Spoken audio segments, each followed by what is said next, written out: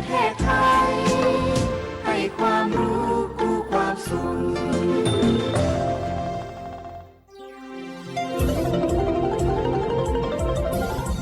วิทยุแห่งประเทศไทยให้ความรู้กู้ความสุขสถานีวิทยุกระจายเสียงแห่งประเทศไทยจังหวัดเชียงใหม่ AM 1476 กิโลเฮิรตซ์สถานีวิทยุภาคภาษาชาติพันธุ์แห่งเดียวในประเทศไทยที่มีความทันสมัยเชื่อถือได้สร้างอัตลักษณ์กลุ่มชาติพันธุ์สู่สากล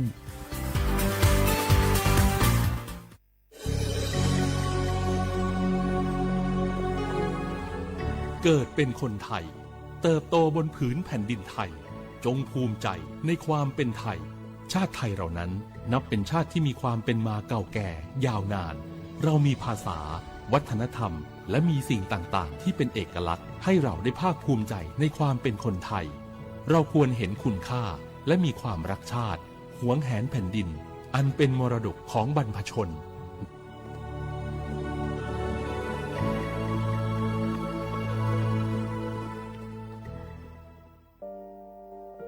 งาฮือละหุยาชอเจทอกาไทยมีกเวจอมออเอโลอาสะและไกเปวิทัปปะตองาฮือมีมาลูจาเวโยงาฮือมีเวอเอโลแลมีจอมอเวอปาโลเกโลมุนอมาโคโลโกอิเปเวโยงาฮือเตกาเลเลกางาฮือมีจอมอเอโลทะหะเวอคโลยอทะคาทากะดอนอเชตุโยงาออโตแลละหุชอเจเวอตาลาหุคอเป้าเสมานาคาโบเพวิโย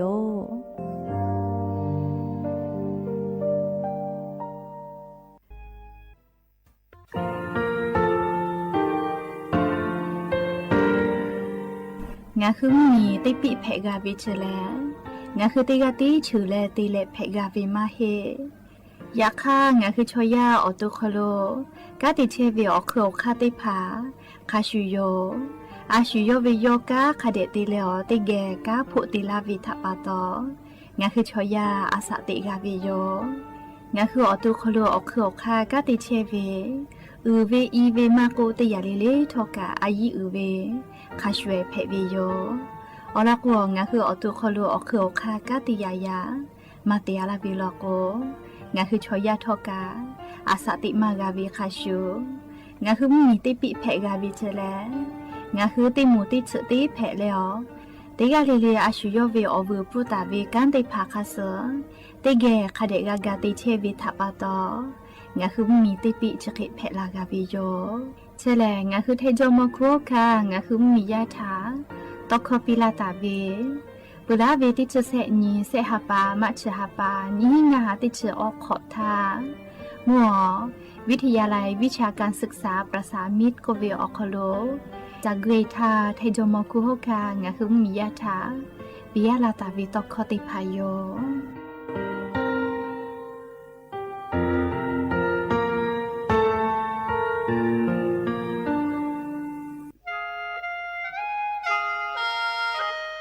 คณะรัฐมนตรีมติจอตาเวคาสนินชกอนิติชหปานิหิงาหาขอชิสขอวิอยาวคโล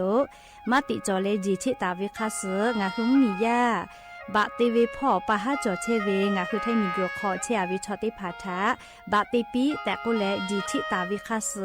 มีเวอเลี้ยวค่ามาตราติชสอคโลกุบตาเวงาคือมีอคโลชอตอชอลุพ่อเวพระราชบัญญัตินิหิงาหันชิญขอคโล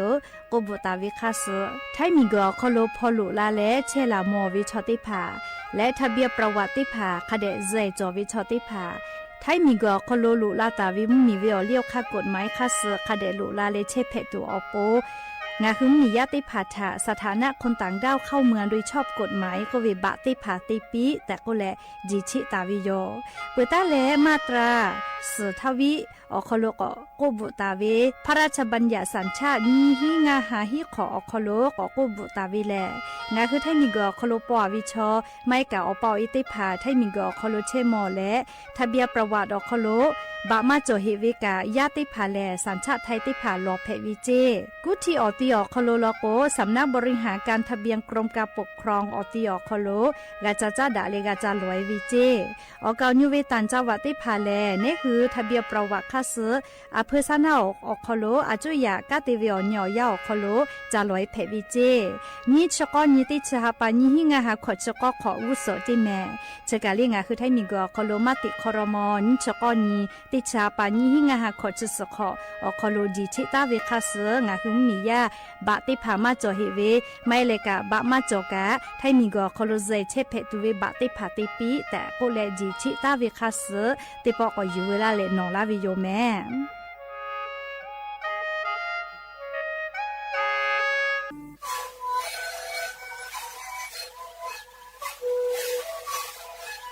ชีวิตคือหนูคือยาแก้เชื้อวีออกข้อชิเล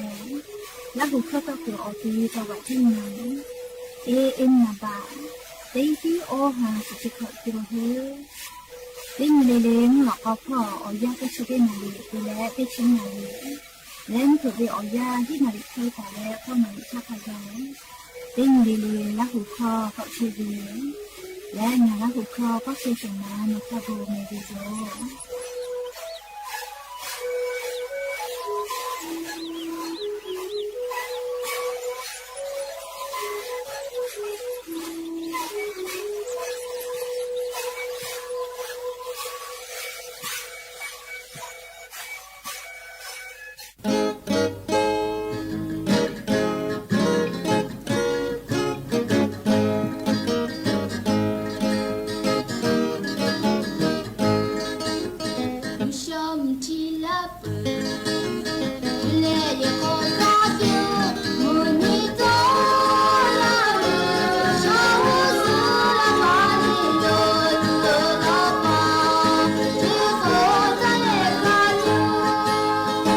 ชมทีลาจนาลิจูมากามุนิโตลาเลชายุสุลาปานิโตมากาโลโอเจดีเนคาลู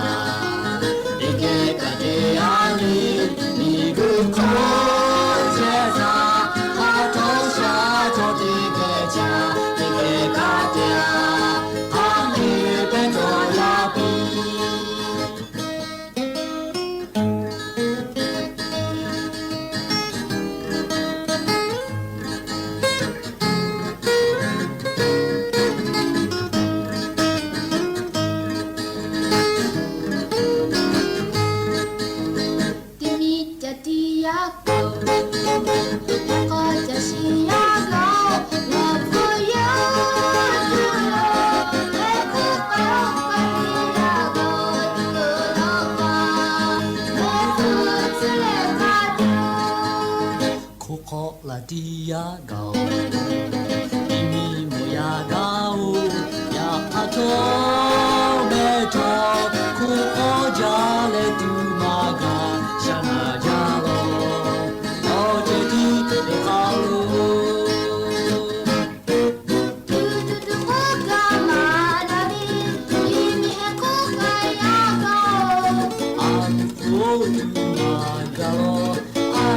ว่าชนยาเลย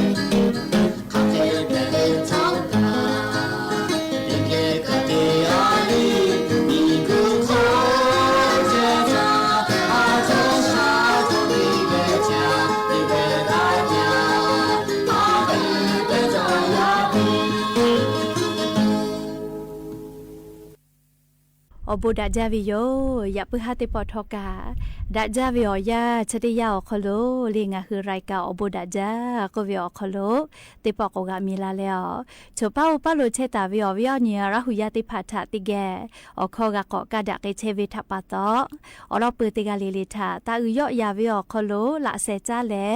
รายการอบูดาจาอคโลหะอยู่ลาวิโยแม่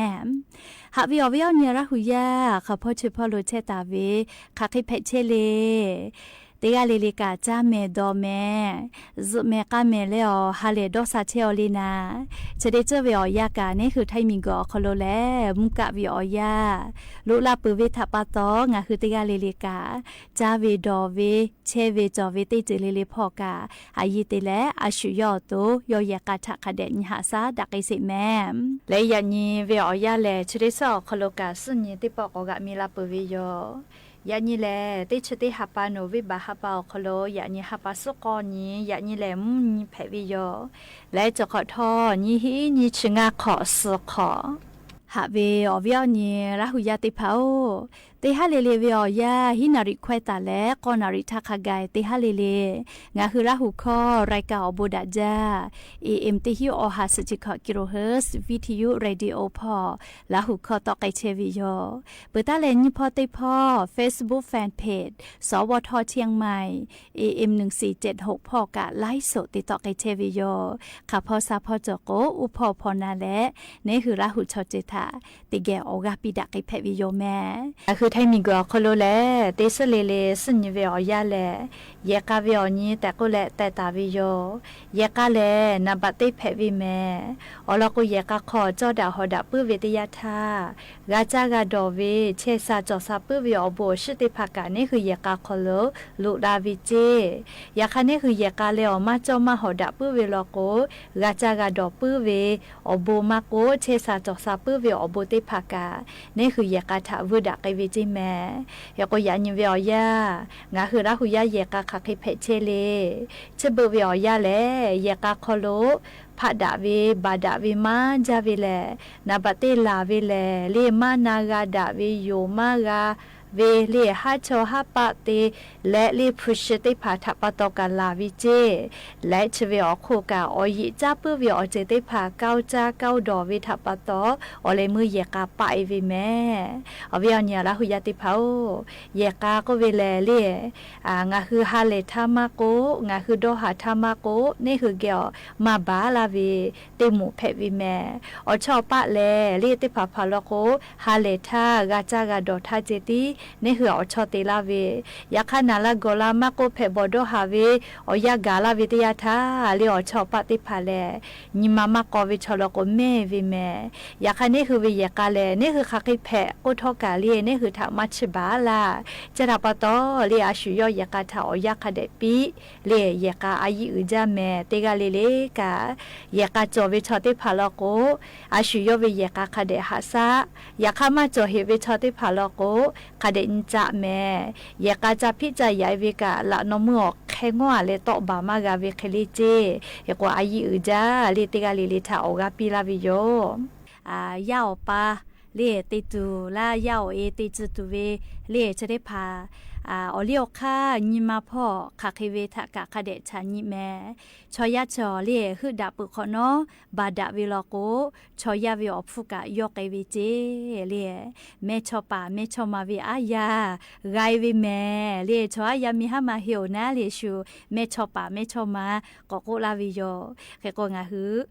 แม่ชอป่าแม่ชอมาวิอายามากะปุตุเลงาหื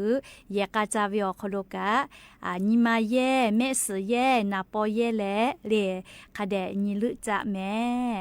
หมอกอเลแม่เวเจติกะตาลุจะแม่เลอายิอุเวเลแม่สนาปอกะคาเดกาเยวิโยเลดามาดาเวคาเคเวชอเลญิมาอคโลคาเคจอเวคาเดกาญิวิโยเอกอยะกะจอเวลโกเลเยกาจอเวเคเลงะหือกาติวิโยไลกาเยกาจอกะเยกามาจอเวเคเลอชอปะเกียวกุตวยเวนะเลอาชุยเยกาขอเวมิยาทาลโกอยากะปีมากะอายิมาเตจะเคเตเวนะเลจะเคเตเวตยาทาลิเยกาขอจอดาฮอดาเวหาดาเปดาเวเยกาเพมากะแม่จะราปะโตเลงะหือเยกาจอเปเวชอลโกเลเยกาจอเวแต่เลงะหือคาทากะกาโดโนเลเยกาจอปืวิชอติผักเคลิงะฮือกาติวิโยเยโกเยกาเลนาบะเตกาปิวิโยอชอปะเลนาบะญีกาเตตาวิโยแม่ยาคาไลกาอชอปะนาบะเตเตเลเยกาโลโกเลอเลมือนาบะ ทะเลแกวแต่ปิกะจอเวลอเลโอเคตาติแม่เลอลอโกอชอปะติพาลอโกเลนี่คือฮาเลทากาจากาดอทาเลเปียวทาเจตินี่คือเกียวเชียลาวิแม่ยาคันนี่คือวิเยกาเลฮาเลทามาโกเลกาจากาดอทามาโกเลฮาวิโกวิทาเลเพบอดหัตถกานี่คือเกียวเชียลาเลมัชมาบาลาเวเลนี่คือเยกาแม่เรียกโกงาคือเตกาเลทอกาลีเยกาขอจอดาฮอดาเลหาดาเปดาเวเยกาเพกกาตัวอโปเลเตกาเลกาอาชุยเยกาทาอยักคาเดปีและเลเยกาทาอายิคาเดติแม่ยานี้ติปอทอกาเยกาถาจันดาวิกาโลติรออยู่เวลาเลงาคืออวิอเนละหุยาติพัทธาเกามาดะกิกาวิโยติปอทาเจเทมีอนาติตอพ่อเชเวยามิฮาติกาชอไทนิงเกอฮอติตอพ่อเวชอฮาปาทากามอดาเอเลโยหุมาดอจอเลหะดะเลวหึดะเลเยกาตาวิเจตินทาเลโยชอโยเวอปออีเกกุอีวิเจเลคเตเลยอคอชอเลยอปาชออดชเตวิเจก็มาย่อปาชอเลอะเลเมวิติผาดอจอวิเจยาขยออีลอโกอะเลลิชมามาจาวินะเลคเตเลมุสนาออจาทาเจเลย่ออีชอพูลขอชอคือแต่เวเกอลิกะกะติเคกุลาวิจกมาอีกะกุฮอติเคกุลาวิเจคเตเลย่อมาจาหิทาชอย่ออีชอเลไอจุกะบิเลเลอีกะกุฮอกุลาวิเคขอติเคติกะเลมกขอบิกุวิเจเคโกยอกะจาเมโดเมจาเลติเชกะมะกุเจคเตเลย่ออีเตวิทากะโมวิเจเลยามิมาชติกะกะโออีเตวิากะโมเลย่อนากาวิเลเลย่อปะย่อเอเลอุปปาพุขกายคติเยกาตาเลเยกาเพกาวิเชเลเลจะคติวิทัปโตเยกาตากาวิโลแต่ยอจะคตินิโมวิเจตินิกาเลเลยอวิอพอชกาเลอภิเพวิดอจอวิเจก็มาไทยนี่ก็ฮอติตอพอเชวิชอชอเลอชอติกว่าภิเพ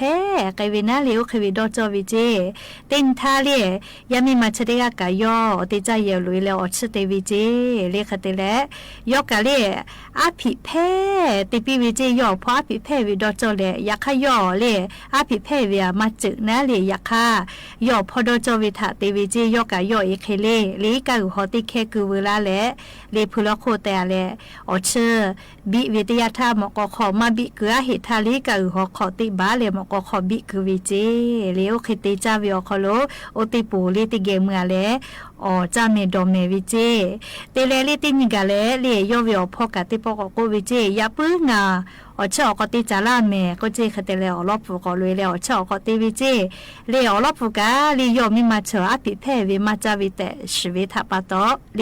อชเตเวอปิมากุเจเลอปิเพมาติเจเลยาเข้าอจาทากะเลโยอปิเพวิจวิทาปะโตเลเคติเคขวาพิสกเวลาเลติเกมือจาวิเจเลอชิมกขอนี่กว่าพิสกามกขอจะเจเบจากวิเจโอเคติจากวอภิเพกาจาวินาลียาขยอมิมาอภิเพเวียมาจึวิทัปโตเลอชติกขออภิแพ่มากวิโยอลอชเวทานิเวตยาทาเลอวิอเนระหุยาติเผาชอยาอาสติกคอโลแลเลคาชเวติมาฮิโลเมติปติยาโลโกนี่คือเลดอจอวิติยาเลติกาดอจอวิติยายาคังะคืออาสติกคอโลเยกาตาวิอคอโลเยกาเพกาตุอโปเลนอดอจงามาดอจเวกาออกาเลโลอยู่แต่เลนีกาติเกกิกากาตุอโปนะเลติกากาดอนดาเลกาติปิดาวิโยเฮโกอลอชเดภากายูเวลาเลลิงะคืออวิอนีละหุยาเยกาตาวิอคอโลเลติกายุคาดาปุเลติกาอโปดอนดาปุตุอโปนะเลอลอชเดภายูเวลาเลงะคืออวิอนีละหุยาติภาทาโอกาปิลาวิโยแมงาปางาเอนาดินานี就他阿巴达布乌古姆米罗吉扎蒂阿拉海蒂亚尼玛哈加长之波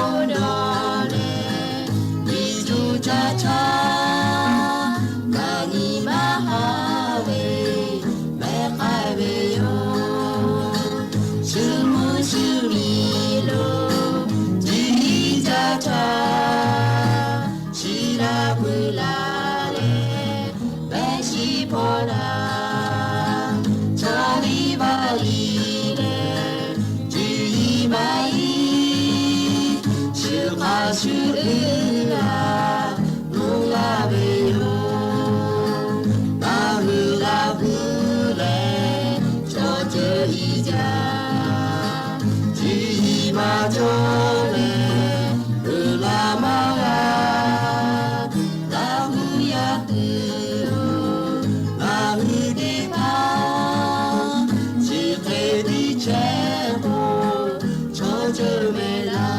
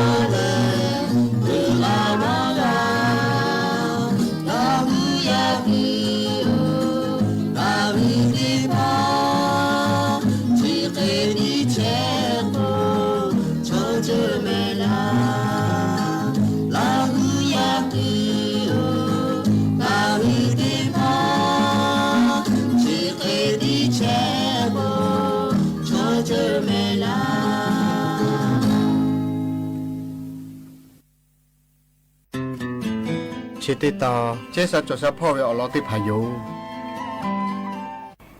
เชซาจอซาปื้อเวอเจได้พาแลแต่ฮอตาวิมาจอจิแม่ฮึกาเวลาโกนี่คืออตูนี่คือกาเตยูเวโยจิแม่มานามันก็เวชอได้พาแลมอสาลาอูทามาลูเจนาลันโกลาเวติยาทานี่คือชอยาแลมอสาลาอูทาลูเวโยจิแม่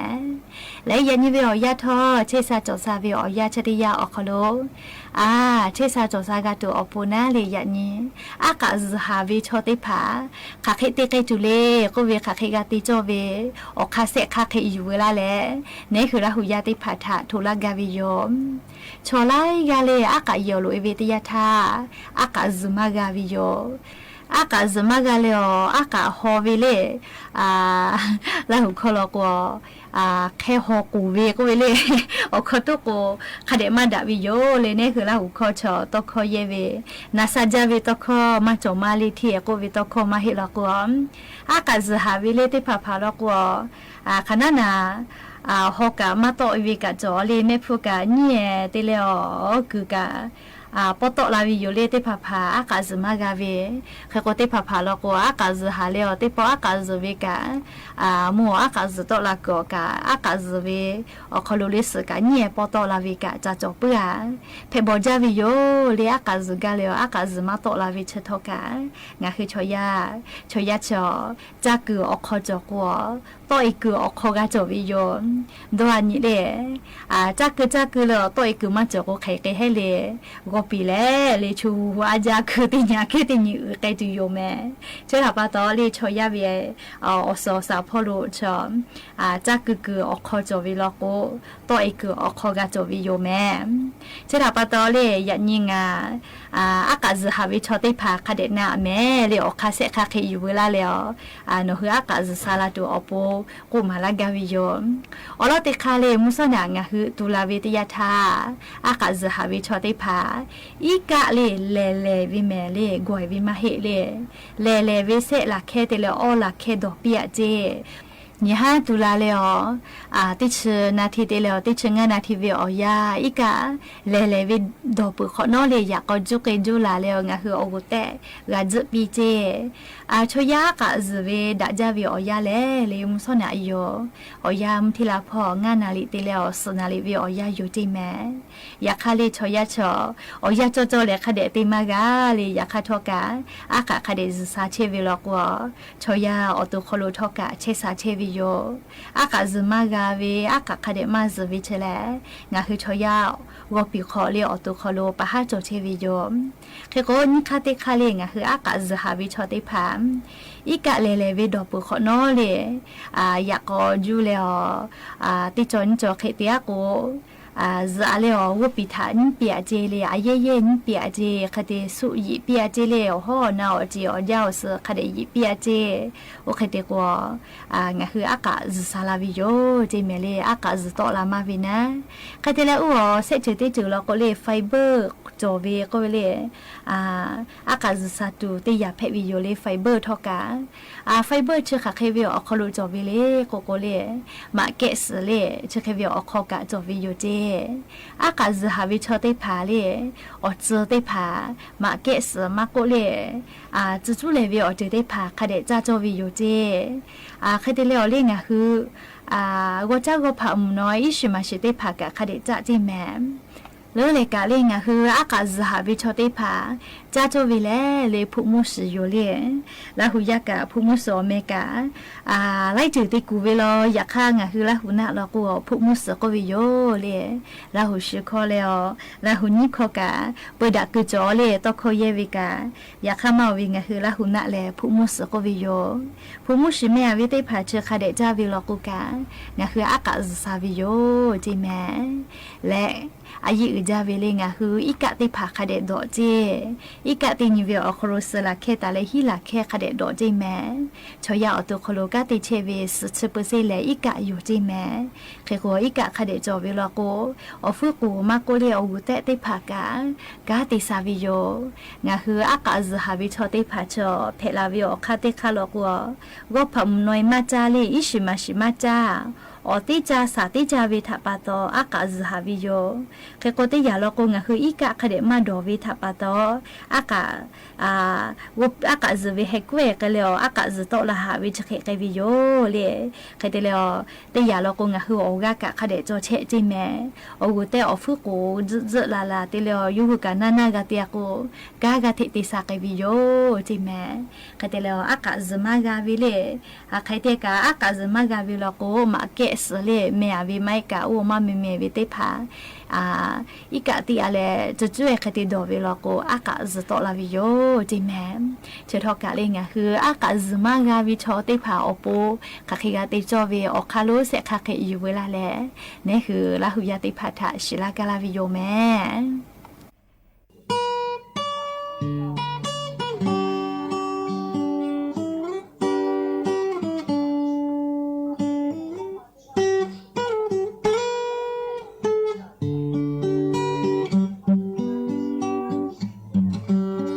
นูดะโอกาเวโอโบโอพ่อมีมาโอพ่อมาโกมีมาโกติกะกะยะโอเกเลโกลาทาเยมิโคโลบูนูดาเวโกฮาดาเวทานาซเวจิฮาซยีเวนะเฮโกนีมาบเวทากะแมกไกซเวติกะทาติกะยูดากาเวโอตุกะโลบาเลไกยูติกะทาติกะโอกากาดาเวนีมาโดฮาโดคิเวทากะเคซเวนีมาชาซเวอสโจกาเวนูโชซเยนาเวทากะไนลาซเวโอโกมุเวทากะสถานีวิทยุกระจายเสียงแห่งประเทศไทยและเครือข่ายทั่วประเทศเสนอข่าวต้นชั่วโมงรู้เร็วรู้จริงเกาะติดทุกสถานการณ์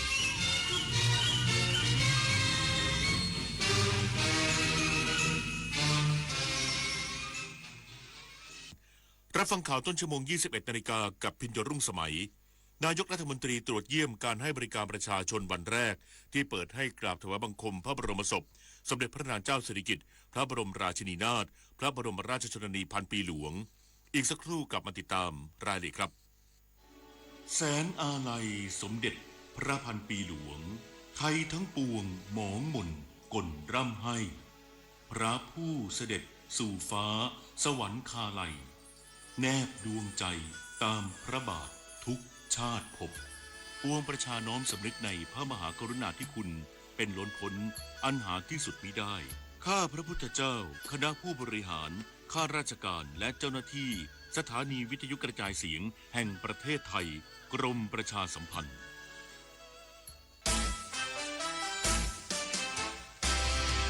ได้เวลาช็อปได้เวลาเปย์คนละครึ่ง plus นโยบายรัฐหมุนการจับจ่ายเพื่อคนไทยทุกคนง่ายสะดวกรวดเร็วใช้สิทธิ์ผ่าน G Wallet แอปเป๋าตังค์เท่านั้นเริ่มช็อปได้ตั้งแต่ 29 ตุลาคมถึง 31 ธันวาคม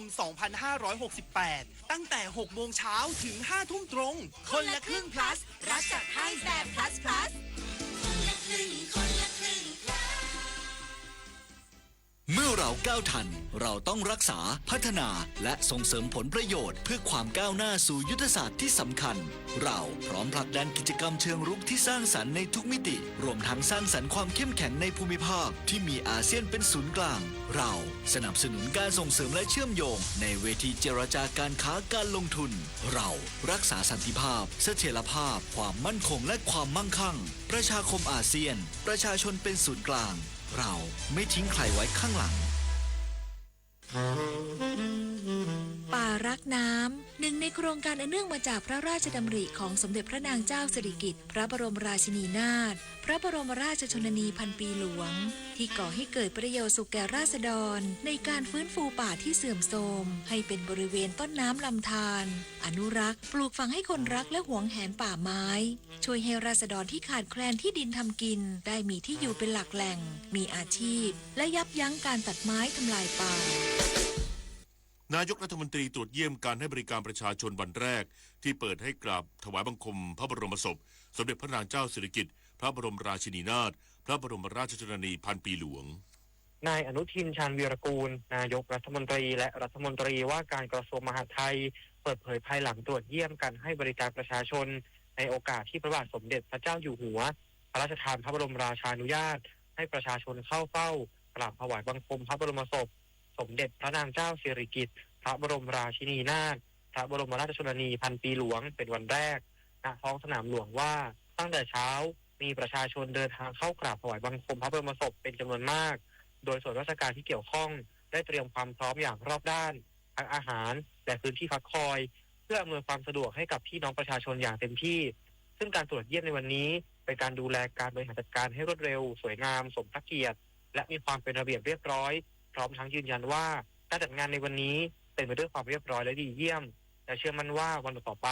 จะสามารถบริหารจัดการได้อย่างมีประสิทธิภาพมากยิ่งขึ้นสำหรับประชาชนที่อยู่ในพื้นที่ห่างไกลรัฐบาลจะอำนวยความสะดวกในการเดินทางอย่างเต็มที่โดยจะร่วมกับกระทรวงคมนาคมและหน่วยงานที่เกี่ยวข้องวางแผนเพื่อให้การเดินทางมายังท้องสนามหลวงสะดวกมากที่สุดและเมื่อมาถึงพื้นที่แล้วก็จะมีการจัดบริการต่างๆให้ประชาชนได้รับความสะดวกสบายอย่างสูงสุดภูริพัฒน์สอนการรายงานชาวอำเภอน้ำยืนจังหวัดอุบลราชธานีใกล้ชายแดนไทยกัมพูชาอยากให้ทหารไทยตรึงกำลังตามแนวชายแดนไว้ก่อนเพราะไม่เชื่อมั่นว่ากัมพูชาจะปฏิบัติตามข้อตกลงสันติภาพนายทวิชชัยพานไพรราษฎรบ้าน8อุ้มหมู่2ตำบลโดมประดิษฐ์อำเภอน้ำยืนจังหวัดอุบลราชธานีกล่าวถึงกรณีที่ไทยและกัมพูชามีการถอนกำลังตามแนวชายแดนตามข้อตกลงสันติภาพนั้นเห็นว่าการที่ประเทศไทยมีกำลังทหารตามแนวชายแดนช่วยสร้างขวัญกำลังใจให้ประชาชนในชายแดนเป็นอย่างมากและช่วงนี้อยู่ในการเก็บเกี่ยวอยากให้ทหารตรึงกำลังไว้ก่อนสาเหตุหลักที่อยากให้กองกำลังทหารของไทยปักหลักตามแนวชายแดนต่อไปคือไม่เชื่อใจว่ากัมพูชาจะปฏิบัติตามข้อตกลงสันติภาพนายทวิชชัยยังกล่าวย้อนกลับไปถึงเหตุการณ์ปะทะตามแนวชายแดนไทยกัมพูชาเมื่อช่วงวันที่ 24-28 กรกฎาคม 2568 ที่ผ่านมาอยู่ในระหว่างการทำนา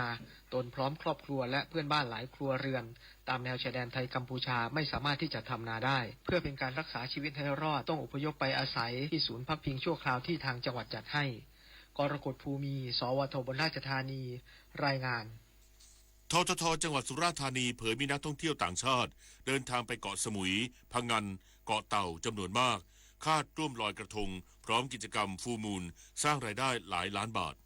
นางสาวมณฑนาภูธรรักษ์ผู้อำนวยการสำนักงานการท่องเที่ยวแห่งประเทศไทยสำนักงานสุราษฎร์ธานีกล่าวว่าเชิญชวนชาวสุราษฎร์ธานีและนักท่องเที่ยวร่วมงานประเพณีลอยกระทงบริเวณริมเขื่อนแม่น้ำตาปีเพื่อสืบสานรักษาประเพณีให้คงคุณค่าความเป็นไทยและส่งเสริมให้ลอยกระทงเป็นมรดกภูมิปัญญาทางวัฒนธรรมให้เป็นซอฟต์พาวเวอร์เพิ่มมูลค่าทางเศรษฐกิจของประเทศเป็นหมุดหมายของนักท่องเที่ยวจากทั่วทุกมุมโลกซึ่งไม่เพียงแค่พื้นที่ในเมืองสุราษฎร์ธานีททท.สนับสนุนประเพณีในพื้นที่เกาะสำคัญทั้งเกาะสมุยเกาะเต่าและเกาะพะงันซึ่งมีชายหาดเปิดให้ลอยกระทงกว่า10ชายหาดโดยจากการตรวจสอบข้อมูลนักท่องเที่ยวพบว่าเดินทางมาเที่ยวในช่วงนี้เพื่อร่วมกิจกรรมลอยกระทงและฟูลมูนด้วยคาดสร้างรายได้ให้กับพื้นที่หลายล้านบาทออนปวีวงศ์วชิราสวทสุราษฎร์ธานีรายงานจบข่าวพิญโยรุ่งสมัยอ่านรับฟังข่าวครั้งต่อไปเวลา 22:00 น.ติดตามข่าวที่นำเสนอไปแล้วได้ที่ www.thainews.prd.go.th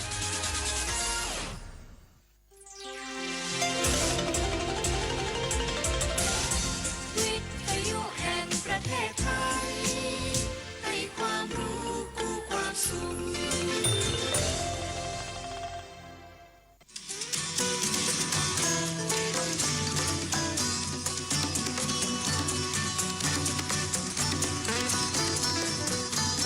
บนเส้นทางของถนนสายนี้เรามีบทเพลงเพื่อชีวิตดนตรีกวีศิลปะวัฒนธรรมวรรณกรรมมาฝากคุณทุกวันเสาร์และอาทิตย์กับเราที่นี่ถนนดนตรี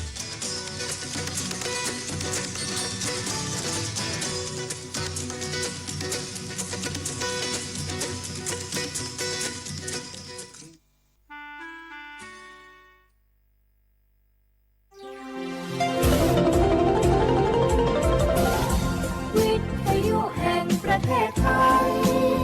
ให้ความรู้กู้ความสุข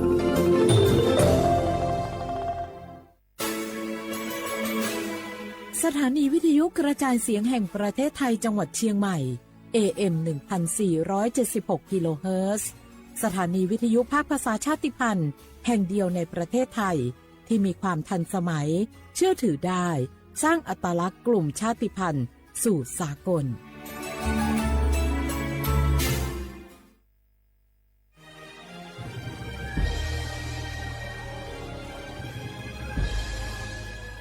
เกิดเป็นคนไทยเติบโตบนผืนแผ่นดินไทยจงภูมิใจในความเป็นไทยชาติไทยเรานั้นนับเป็นชาติที่มีความเป็นมาเก่าแก่ยาวนานเรามีภาษาวัฒนธรรมและมีสิ่งต่างๆที่เป็นเอกลักษณ์ให้เราได้ภาคภูมิใจในความเป็นคนไทยเราควรเห็นคุณค่าและมีความรักชาติหวงแหนแผ่นดินอันเป็นมรดกของบรรพชนร่วมภาคภูมิใจในความเป็นไทย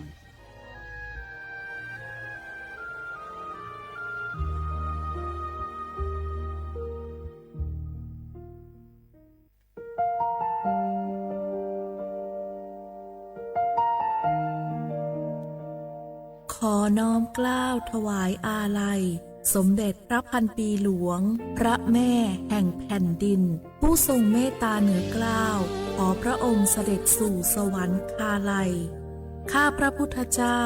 ข้าราชการและเจ้าหน้าที่สถานีวิทยุกระจายเสียงแห่งประเทศไทยจังหวัดเชียงใหม่กรมประชาสัมพันธ์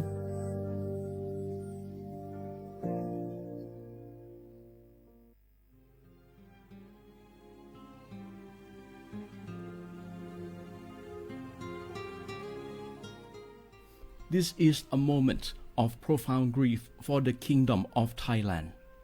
The collective voices of Radio Thailand Chiang Mai, join the Thai nation in mourning the passing of our beloved Queen Martha, Her Majesty Queen Sirikit.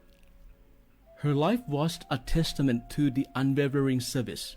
grace, and deep love for the Thai people. Our humble condolences and thoughts are with His Majesty the King, the royal family, and all the Thai people during this deeply sorrowful time. We will remember her forever.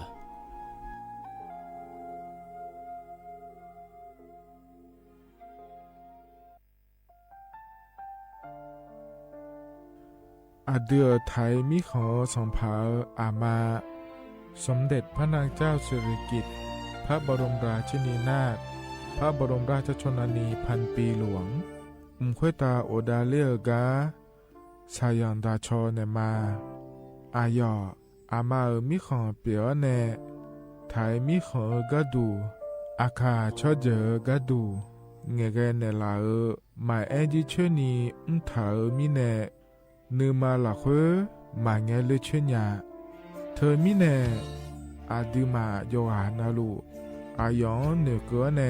โยเยบอเนมาอีนอายอมโดอาดิเนโรเอียเนค่อยตาโอดาเลมิเนนือมาเนสาวเน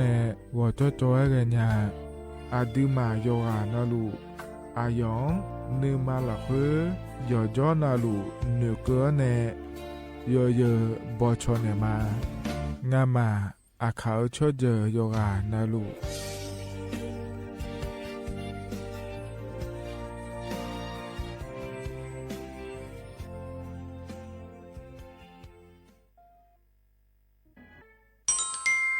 อาเยเนียเจลังเงอานานิเชวบาลาเชสีอาคนนิพังอายาโกเชสิเงนอตะกะคณะรัฐมนตรียาบ่จาวลวยอาเยนีสัญชาติก็สาลัวเดินชาวบ้านเนก็ดูเดและบ่จางาเดเยเนียเดเธอก็ย่อมมาตรา17แห่งพระราชบัญญัติคนเข้าเมืองพศ2522และขั้วเธอก็เธอแน่อาเยนี้เธอก็ถ่ายมีของหลักค่อยพ่ออ้อเหลียวว่าเมียนี่จอลาเดอเขาแน่รอทะเบียนประวัติและขั้วเธอย่อฉาเจียเดินนะขอเนียเยเนียวเธอก็ย่อหาก็ดู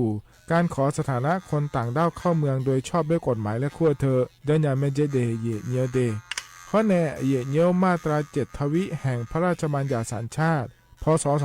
2508อาเยนี้เธอก็ถ่ายมีของหลักค่อยเดแล้วแน่อาดามังเงนะอามาเธอก็ทะเบียนประวัติบุคคลไม่มีสถานะทางทะเบียนและอ้อเธออาเยนี้สัญชาติสัญญาเมเจเดเยเนียวเดใช่ก็ดูนะขอในกู้เทเมืองหลักค่อยย่อนะเธอก็สำนักบริหารการทะเบียนกรมการปกครองและคุกาชัญญาไม่เดยมือยอหลักค่อยนะเยเนียวเธอก็ในอำเภอโยฮันเนโจดัวรอราชการอายามหลักค่อยอานอนีเชวบาลาโกซีอาโคนีพังอายาโกเชวขวงเกนีเดเยเนียว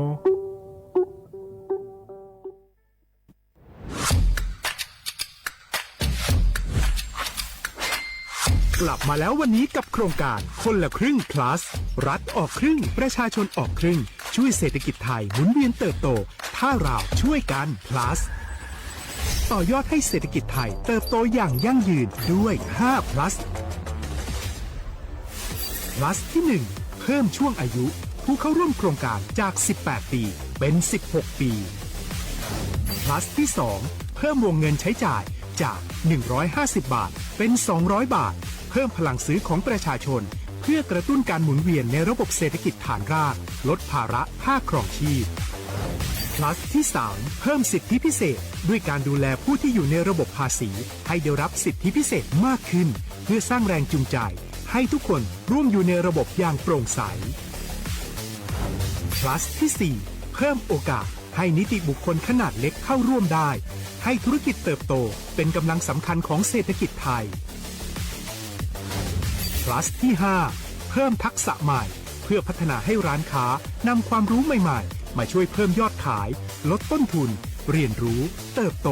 และปรับตัวไปกับเทคโนโลยีใหม่เพื่อสร้างเศรษฐกิจที่แข็งแกร่งจากคนละครึ่งสู่คนละครึ่ง plus ไม่ว่าจะสั่งข้าวคนละจานชาเขียวคนละแก้วขนมเค้กคนละชิ้นหรือหลายๆชิ้นก็ใช้ส่วนลดได้ทันทีสูงสุดวันละ200 บาทแถมใช้กับฟู้ดเดลิเวอรี่ก็ยังได้สำหรับประชาชนไทยอายุ16ปีเป็นต้นไปสมัครรับสิทธิ์ผ่านแอปพลิเคชันเป๋าตังวันที่ 20-26 ตุลาคม 2568สำหรับร้านค้าที่สนใจร่วมโครงการสมัครได้ผ่านแอปถุงเงินวันที่ 15 ตุลาคมถึง 19 ธันวาคม 2568 แล้วเตรียมพร้อมรับลูกค้าจากทั่วประเทศเพราะนี่คือโครงการที่คนไทยทุกคนช่วยกัน plus เพื่อให้เศรษฐกิจไทยโตไปพร้อมกันโครงการคนละครึ่ง plus ดำเนินการภายใต้เป้าหมายที่ชัดเจนของรัฐบาลในความต้องการกระตุ้นเศรษฐกิจลดภาระค่าครองชีพให้ประชาชนและยกระดับศักยภาพผู้ประกอบการไทยให้พร้อมในยุคดิจิทัลโดยยังคงยึดหลักความโปร่งใสตรวจสอบได้และป้องกันการใช้สิทธิที่ผิดวัตถุประสงค์คนละครึ่ง plus เพิ่มพลังเศรษฐกิจไทยพร้อมโตไปด้วยกัน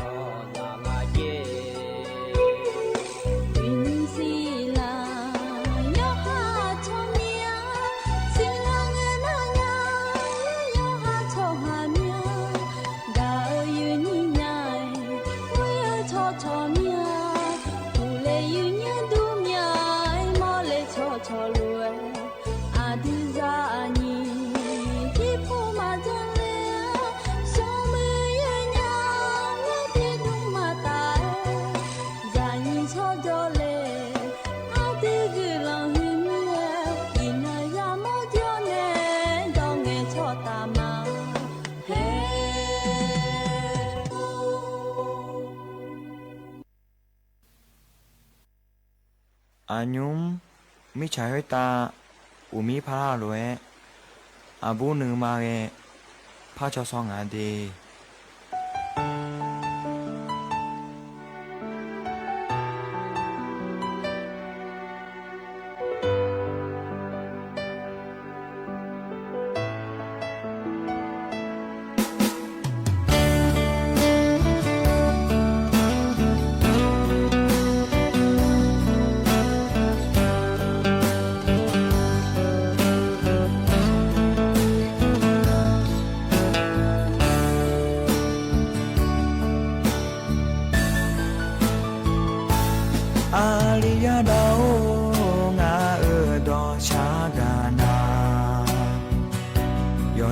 สานุทอ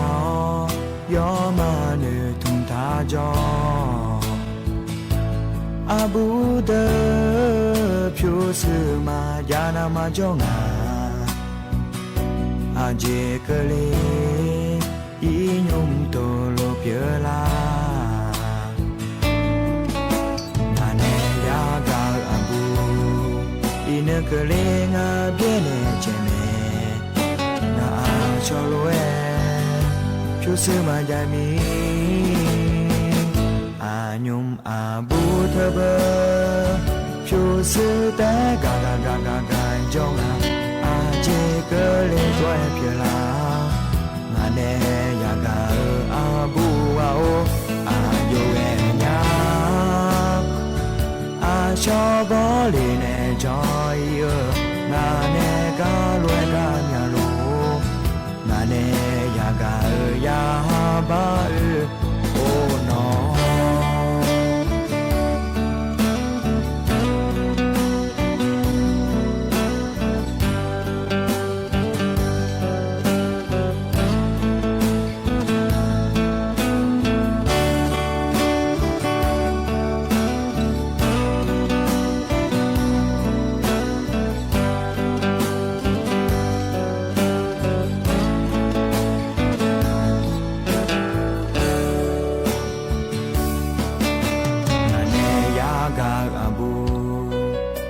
ကလေးငါပြည့်နေချင်မယ်ငါအားချော်လို့ဖြူစမကြမီအာညုံအာဘူသဘဖြူစတဲ့ဂါဂါဂါဂါဂါကြောင့်အာချေကလေးတွဲပြလာငါနဲ့ရကအာဘူဝါအိုအာယိုရဲ့ညာ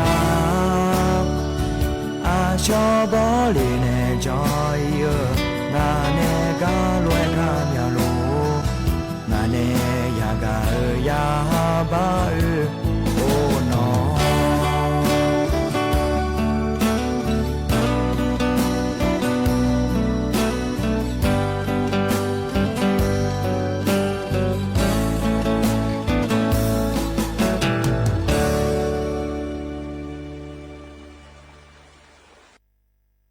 อุจิพออุดุธรรมะเดไอเยนี่มีขังยาโยกานาลุแนลอเยเนียวนิมจิกะลอเลยเยนี่ยมีนาลุทอนเจอลอไอเยนี่มีขังยาโยกานาลุแนพยาทอนเจเมียเดเยเนียวเดอุจิพอปาลอเยเนียวเฮกามีหอมูดูแนลอสวทเจหมายแนไอเยนี่มีขังยาโยกานาลุแนยาทอนเจอเฮนาขอเนียนาลีอายามนาลีเวหลังเนนาลีเชหลังก็นี่แม่เดยเนียเดที่มีในนาจอนงานก็เล่าหลวยล้อยอนนาลุยาถอนจ่วยล้องานแหนอายุเชื่อมือแหนที่คอหลวยดดามาเนียอินนากอนันนาอันเนาะชาลาหลวยล้อเยเนียมยากานะคอนิวานายานาดูเยเนียนี่ก็อยู่เหมือนในล้อเยเนียขั้นนึงสอก็ดูนะขอเนี่ยยารอสมบูรณ์ยาเดินนะขอเนี่ยสมบูรณ์จออายามละเพื่อชาลาเนี่ยสมบูรณ์ยาจอเล่นไม่เดยเนียเดอาดามาเดนะขอเนี่ยหาขั้นนึงสอยย้ำจะขอดออายามละเพื่อรอเกล้าแม่เยเนี่ยขั้นนึงสอยย้อนนะทั่วเนี่ยรอยาเดินเนี่ยจอเดินนะขอเนี่ยยาจะดอเจสมบูรณ์จอยก็ดูแลเนี่ยจีเนี่ยยาก็ดูแลพัมดาชาลาเนี่ยเลยนี่ก็มดาเยอะอายามชาลาแม่เดยเนียเดรอที่มีแน่รอเลยเยนี่ยุติโยอานาลัวกับบีเกินแน่รอซาซาเลยที่ขอเราจะดามาเยเนียวน่าบ่จมอพิชมอรอยมยากานาขอเนี่ยให้ยุ่งก็เนี่ยแต่ยานะหาเดขอนี่จอดูอย่าอีพมาจอเนี่ยก็ยอก็ยังเยอะมีแน่โลอย่าจอเยอะมีแน่โลแล้วรอเยเนียวนะหาบ้าก็ดูแม่ชอเนี่ยจอแม่รอเยเนียวกับเบียก็ดูแม่ก็พอเนี่ยฉันแทนเนี่ยนะฮะจะไม่เดย์เนียวเดย์อย่าจอนะลูกฉันแทนเนี่ยนะฮะลาวหลวะรอเนียวอยู่กันนะลูกวันแต่เชื่อบิบยอแล้วแกพอเนี่ยบินะฮะดาล้ออินาจอนะกันก็ไล่มินะนะอันนั้นชาลาหลวะนี่นะก็ต้องเชื่อก็เกาะแหลมธรรมะเดย์เนียวเดย์ข้าโนจะกะเอกะได้ในบีซีบีกามาเนี่ยล้อยุ่มเจียกังานในแหลมทายเนียวยุ่มนะล้อเนี่ยชอแก๊งคอเซ็นเตอร์มิจฉาชีพแต่แกมเมอร์และคู่งานเราเนี่ยนี้เยเนี่ยนักหาปังเงชลาเนี่ยคุยเนี่ยเงชองหลายเดเฮนอเยนี่ยุ่งก็คุยจอเนี่ยน่าหลุงาเดเขาเข้ามายาลาสังาเดสดาเขาเข้ามาดองเลยเดเลยเอลาจงอาเจเยเนี่ยเธอมีแน่ร้อยเนี่ยเธอก็ทะลุเงี้ยละนะสดาบีมาแทนนี่ร้อยเนี่ยจะจังอาเดและเองาเทเยเนี่ยเธอมีแน่ขันโอกาก็งาจะกะเอกาตลอดเนี่ยมาเดฉันเทเลนะหารยาแม่เยเนี่ยน่าเธอแต่มาเงื้อร้อยเนี่ยเฮลัวกว่านั้นอันนั้นชาลาลัวเยเนียวแต่ก็เยเนียไปบอกเลยนะหาดาพายเดียขาตัวขอเนี่ยพอเนี่ยบินหาดามาเดข้าโดนฉันเทนนะหารแม่เยเนี่ยล้อเธอมีแน่เยนี่เฟซบุ๊กปะเนี่ยนะหาลูนะกดไลค์กดแชร์เธอเดนเนี่ยยาแม่เดเยเนี่ยเดที่เขาเราจะดามาเยเนียวการยุ่มอัดดันไปอย่างเพื่อนนะขอเนี่ยเยเนียวอันเนาะ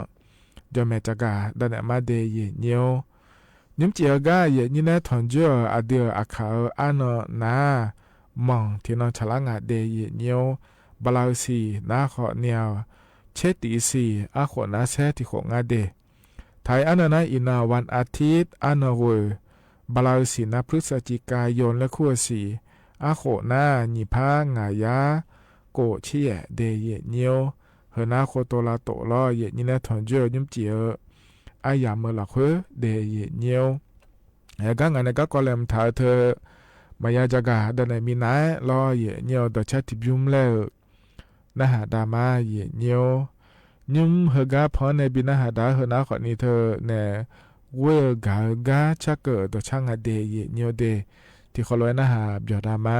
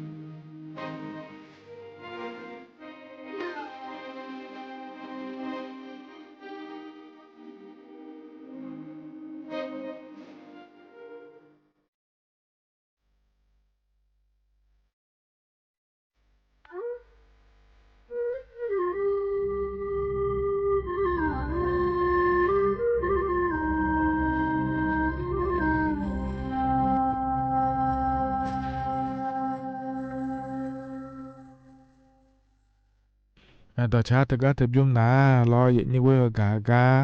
ชักต่อชาลอเดียคาลาบืมีขอจอในชาต่อชางาเดยกานาลูวยนะหาบยอดูลอเยเนียวฮกะจนอปาลาเนนะหาลาเยนี่ยกานาลูเออุดุธรรมะเดเยเนียวเด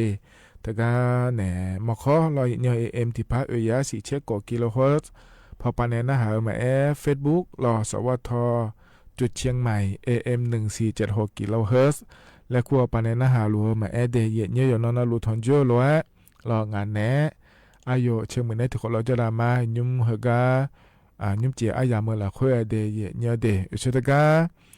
อาดัมแบงเนเยเนียยาเอเนทาลอยเยเนียกาดอนเชียกาก็ยันพาเกกาก็จะกาเอกาดานเนบิสิบิกาญาเดเยเนียเด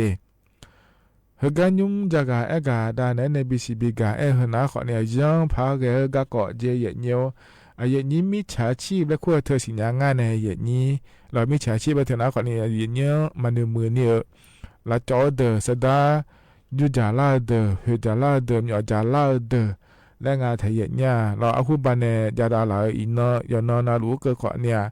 ยามองอาชีเยเนี่ยที่อานานาขอนี้อีกครั้งก็นี่ละเกินเนี่ยมีอลาซิลาเดอขอนี้จอที่อานานาปังเงช่องละเนี่ยมิซิลาเดอขอนี้จอสดายูดูเดแล้วเราเยเนียวนั่นเหตุการณ์ยุ่งจากการเอกาด้านในBCBกาเหนะยูสุสุแล้วก็พัดโดล่าอย่างงั้นเจเยเนี่ยเธอเนี่ยเฮล่านี่อัดเดียวไม่สุสุลาเดอร้อยเนียวอัดดาอามาเพียบอเดอน่าหาลุนะขอนิยอนยาพายจมือพายน่าหาเดเยเนี่ยเดอายุมาเหตุการณ์เยเนี่ยไม่สุสุลาเดอดูว่าไม่สุสุลาก็ดูงานเลยแล้วนะขอเนี่ยอายุเนี่ยนักเขาปาเงี้ยช่องหลังงั้นเจเยเนี่ยร้องเงี้ยช่องหลังเงี้ยนักสบุนนะเธอเดี๋ยวนักสบุนเราดูเล่นงานในยุ่มน้าเราเยเนี่ยนั่งเงี้ยช่องหลังเงี้ยนะอดีตชุ่มจะไม่น่าหาเจเนี่ยเราอายุมาเธออดีตไม่สุดสุดละอดีตมาชุ่มขอสิเนี่ยจีท่าเนี่ยอดีตโยโลอากพูนโจโลโยหายาอภิอาบอดามาโยกานะโลชุ่มสิเนี่ยจีงาเดเยเนี่ยเดนั่นนักเงี้ยช่องหลังเงี้ยเราเนี่ยเห็นเนาะเหรอมาโลอาจจะโฮโลมาลายิ่งเหกาพวนจอมาลาแล้วจะไม่น่าหาลาเจเหี้ยเนี่ยเงินมาเดแล้วน่าหาน่าเห็นนอลีล้อโฮโลจุ่มโฮโลคั่วแม่ลาแล้วพนักหางานเจเนี่ยเฮเงินแม่แล้วภายในน่าอินุ่มเดนอลีเธอก็โฮยาจอเนี่ยล้อโลในบิชิโอโลโลคนในบิชิโอโลแล้วเนี่ยโฮยาจอเนี่ยเขาขอมายาลาซาเนี่ยงาเดเขาขอมาลาซาดอนเนี่ยนะสิญญางาเดแล้วมาเสียเอลางาเจเลยเยนี่นั่นเธอก็เงี้ยยอดูมาจังเลยพาเงี้ยแม่เจเดเยเนี่ยเดนั่นคือก็เนี่ยนะขอนี่ล้อเยเนี่ยโฮโลเอลางาเจเนี่ยเฮนอลีเธอล้อเขามายาลาซามีเนี่ยสดาหลงงาเดแล้วล้อเยเนี่ยเธอมีเนี่ยเขามาเยอะมาโฮยาจบพอล้อเลยสดาดองหลาเดแล้วงาคือกาลาซาก็ดูเผื่อเดแล้วเธอสดาจะไม่มาดองหลานะมาลาซาเนี่ยยังงาเดมาจอนเนี่ยยังงาเดแล้วโฮโลเอลางาเจเยเนี่ยเทมิเนี่ยเฮก็ยอนะยอมยากานะขอนี่ยอหายังอะไรยอในสิญญาช่องหางอะไรเนี่ยยอดอนเนี่ยลาซามาดังกากูมีเนี่ยเราเห็นเนี่ยยมือพายมาเชเชมีนายเราเลยอย่างนี้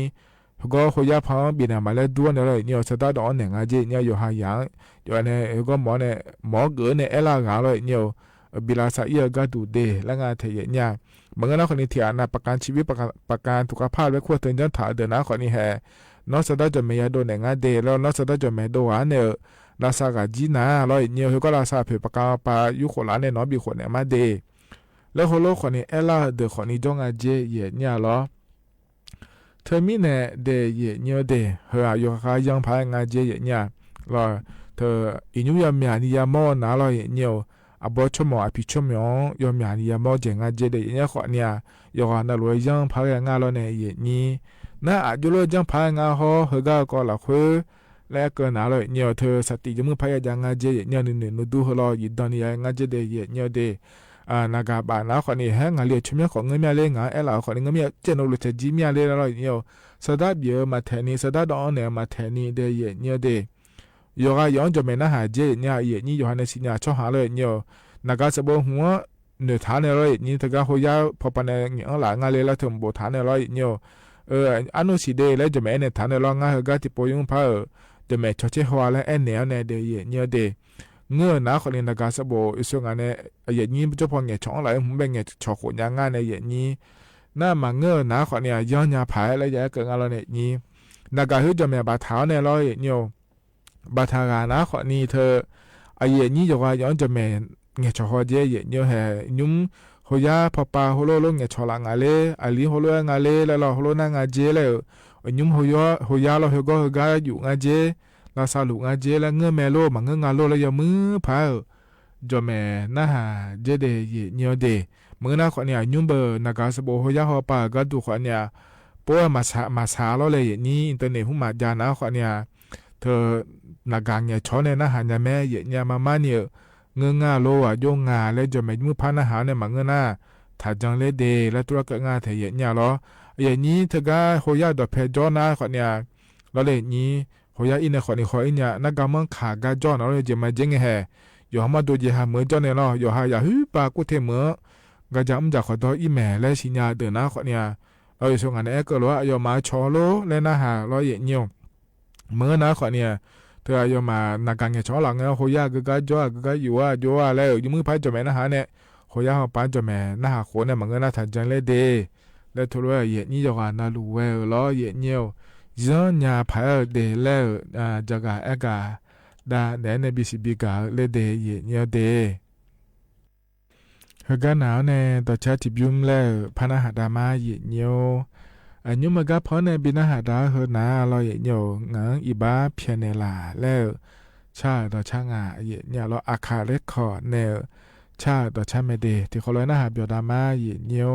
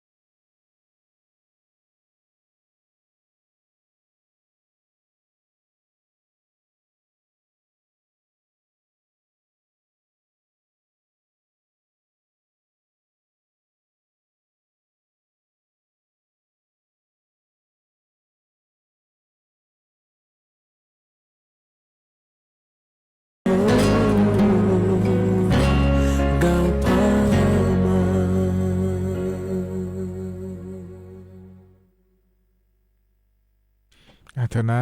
อาคาเลคอในชาต่อชาเย็นยาเราอยู่หานาลัวพังในปีนาหาดาเกยานาหาเบียวด้วยเย็นยาเราเย็นยูอินาจอนงานะกละแม่เย็นยาเราอยู่เสียอันดับเบียยามาคุยนะขอเนี่ยเย็นนี่นะก็ต้องเชื่อก็ยังพาเกก็จะกะเอกะดานในบีซีบีกามาเดเย็นเด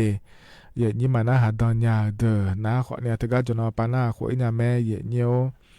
นะยุ่งเหยามมาคุยนะเราเงี้ยก็พาเงี้ยแล้วพาเงี้ยก็ไล่มีเงี้ยโครงการคนละครึ่ง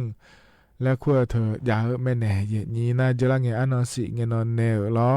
เธอการแหน่ออนไลน์ไปในบิลเลอร์เนี่ยละแม่เดย์เงี้ยเดย์แก๊ปฟู้ดหรอช้อปปี้ฟู้ดฮอนเนอร์ไลแมนฮอนเนอร์เธอเนี่ยเดี๋ยวพาคู่ล้อทีมนะคนนี้ล้อเงี้ย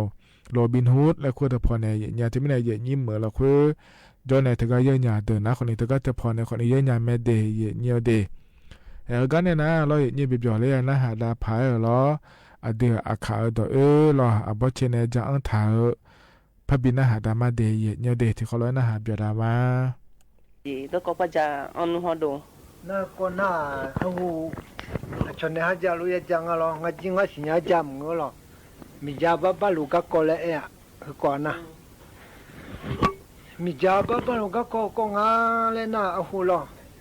ฮูจิงะจิมีจาบะบะลูกะก็ทงาเลนะอามาทิมาลอลิติลิเตชูจงอะลมุชโนนุกะอะตามปออายอมมุชลุมะอลิติอะเดชูนุอลิคูอะงาเลนะฮูจิงะจิยโนนาโลหาอีฮาลากะฮาโลติซิเฮอุลางะจิยจอนะวะลอนชอนอีก็ฮาโลติซิเฮอุลาอากาอีก็ลอนะฮาโลติซิเฮอุลานะอะชอลาบูบกาติมูลาโดงะจิลาโดนะอะชอลาบูบกาลอปาลงอะลอปาเลยะจังไงอะฮูดอเอมีลอนะลาโดนะโอ้เลงะจิอายอลิมจงอะเจงวนะยอมาทะเตจอลอโนญูโมจาคาโลตสิเลeขอยบ่จาตสิอายออันนี้ล่ะเลงะจิลาบุลอปาวะโอ้มาเนี่ยงะจินะยอมาจ่อแล้วงะลิขอมาจ่อแล้วยะสาอีอะแล้วบ่จังชอยงะลอยอลิตัวน่ะอาจ่ออันนี้ล่ะเลงะจิหอมยะสิงะดกะงะเชติสิเตเอกะเทเอลีแล้วขอยบ่ยาตสิเลเอลีแล้วอาติสิเตอมาญาโทเลงะจิงะลิญูจุกะตุกะกอเลจังทาเลลอแล้วก็กูเนี่ยมกอเลจังทาเลมาญาอาจ่ออันนี้ล่ะงะจิตุสิเตเลโอ้มาญางะจิยอมาสงปุเอกงะลอละบูกะลอเออมาอันนี้งะมาเนนะโอ้เลงะจิโนญามาจิชาเมลางะลอเลเมียลามาเลยงะจิญามาเมียมาเลยตัวน่ะตัวมาฮัลโหลตะกังเชยาทะเสียค่อยบ่ยาทะเสียให้จิให้เปปีงาเลยงะจิตะกะปุขะลอกุโตงาลอเดี๋ยวเธอสุจากกันเนี่ยจังอ่ะปุขะลอกุโตเนี่ยฮัลโหลตะสิทำบัดดาเนี่ยเตโดเนี่ยที่น่าสมปุบลาสงสีตาสนะอุดูทางลงาเลยนะฮัลโหลที่เสียหายจีฮับเปียวเนี่ยให้จีฮัดโดงาเลยเนี่ยจีละบุตรกันเนี่ยแล้วพวกฮัลโหลกุศลเนี่ยเตโดเนี่ยฮัลโหลสิวก็บัดดาบลาสงสีตาสนะอุดูทางอาเจ้าวะอลิวลีลอยามาเนี่ยตัวเนี่ยลอตัวเลียวและเนี่ยเราอยู่เลียวแล้วนะเวลาส่งชีตาดูสมน้ดูฐานะอามาและงาเจเลียวกว่าจีงาเนี่ยมาชาเมียละเมียเลยชโลหไม่จูลัวจมเมียเลยงาจีฮัลโหลละช่วยคุยพอดีช่วยเนี่ยสมมติเนี่ยเช่นนึงเตยงาจีอยู่อยู่น่ะเช่นจี做งาจีกว่า做那路来面那体力没劲，那我切不我台湾些讲，炒会炒棒了，有个人多讲了，可能พัชนาไผ่ไม่จีชลวยมอญจีคาสันเนจอมเมียเลยไผ่ไงจีฮะเจ้าหูพอเนจีดังพอเนกโลลังจีอันยูมเนจะชุ่มเบลปอนตัวเด็ดๆแล้วอาลูโมพีโมโลจบจนจีลังจีก็เนี่ยนะพันดาเลงจีนะคุณว่าไผ่แทนไม่จีนะน้องพ่อเบียนะชลวยแล้วไผ่ไม่จะคุยกูเย่ไผ่ยังไงชลวยแล้วไผ่ไงจียังมีอะไรบ้างเนี่ยจอมมีอะไรไผ่ไงเราอยู่บ่ล่ะฮะฮัลโหลคุณพอดีชุนเนี่ยพัดสมมือเนี่ยพัดดูเลยไงจีบุตรีว่ะดูเลยไงจีนะพัดดูเนี่ยไผ่แทนไม่จีนะชลวยผู้ชื่อจียาจอมมีอะไรนะฮัลโหลละชุดที่ชุนเนี่ยพัดสมมือเนี่ยชุนเนี่ยปูสมมือไงคุณล่ะ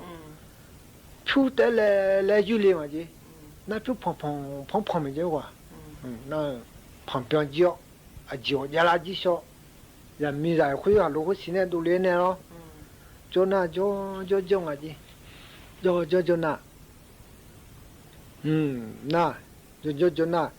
哎呦没在修哪里了就拍用的，从那就改呢了，从那就改呢修哪里就拍用的。要嘛比你怕交通啊，我交了，跑另一了不多。我嘞那，哎呀，没让我做哩娘了，哎呀，没让我带好交接哟，直接忙喂。啊，那个的，俺们那个哩好了，要没让我带好。哦，那个的那，要没让我，那没包接嘛，俺没嘛包接嘞，那个了，要没让我，俺带多好久呢，没要咋嘞。有空没有来听下子？好么年哩下子哇，没么年哩嘞，都买么啥别个在路头了，回来来那下子有没有啊？那回来呢？哎有没漂了？没讲多年呀嘞那下子了有没有啊？มีอะไร路แถมเนี่ย那路要没车啊，有没漂了？没讲多下子呢？讲多那么啥打把回把呢咯，做车呢？nó từ đêm mai yang uy hợp phone này đêm mai rồi lấy xe cái mà thủ lên na khui bác phật tu thấy lên à chứ rồi ba thứ lo có họ xe lên lo na bác phone này xe cũ mà thủ lên na hợp phật tu la lên phật ba chứ na phật tu la lúc xe cái chứ luôn rồi mình là ai luôn hợp phone này xe cái mà thủ lên na khui phật tu na xe im chứ họ na bác xe đi cái na hợp phật tu phá lo才回来没去，这那个好美啊，这样的去，没那个那家来来嘛地方都那那怕不在上去，哎呦，没呀，要露台啊，办好了，我把桥上拍，牛没洗嘎塔嘞啊去，那不没看，嘎塔嘞那不没看嘎塔那，那不上拍个好忙啊去那，没家把路啊把块了。我们那地方在有些原来呀吧，修呢怕比那个比修哪里嘞？修哪里呢？哦，那个的，你只忙啊嘞，俺嘞，那他女下嘞俺只咯，哎呦，这然后干咯，啊不啊，俺也领啊嘞，那么老好个，俺常到么个朝就嘛嘞咯，那俺领俺嘞他女下嘞。ngài lấy chút na yo nó aji bự lên ngài gì yo nó aji bự này aji bọc hút yo aji là đi gục lẽ aji phải khang gục lẽ aji khô gục lẽ lo elo yo mi là lấy chút na yo nó aji bự ngài yo bự aji bự ola aji bọc hút yo là đi gục ngài lo là đi thì không mà gà lao cười yo là đi na là đi gục à phát bưởi phát không phát guồng lo rồi bố phát không chỉ không mà gà lao cười nó phát không phát guồng lo chỉ bố khu rồi lo phát bưởi thấy nó rồi khu phát guồng lo nó rồi khu guồng và mi thủ lên nó lo anh mi thì xe lăng lo đã đi phát không khu lên gà lăng lo hôm nay cho lao lấy này ngày rồi mi ra lo rồi mi ra anh này luôn liền anh nói rồi thì cho các mắm xin nhà cao lúa liều ni các bông bò gì, ayo mi ra ngoài trong mi ngalo, 那那个没劲啊，那个那要不啊，几么子会读呢咯？我出来的拍看我读呢，要嘞那，还有也没人呢，专门去上班活咯。哦，那个je，哎呀，只要话那个那一那个那个je没有话咯。提干都没错。那一那个那，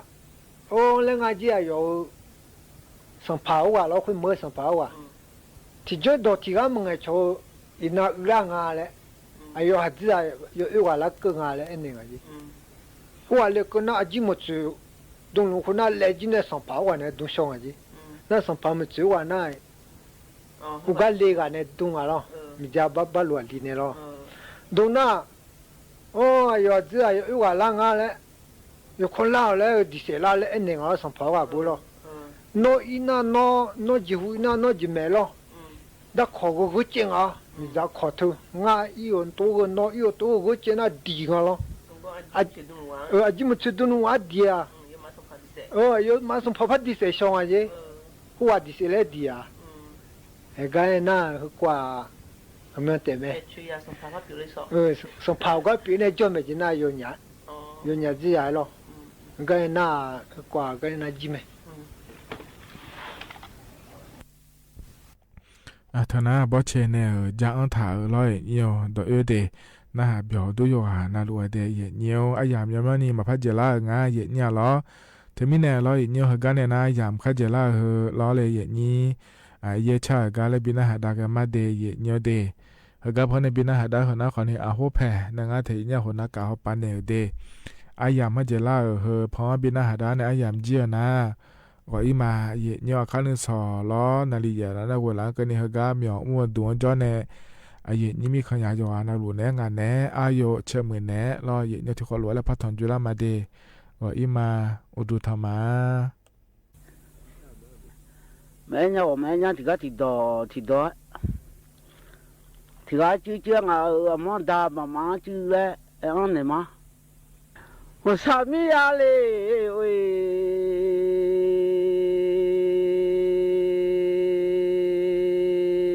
我蛤蟆没好喂蛤蟆就那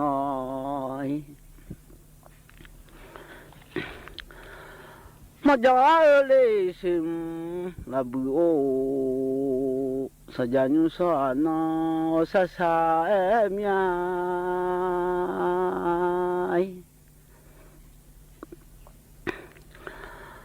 anh từ mong dù thì mẹ anh ya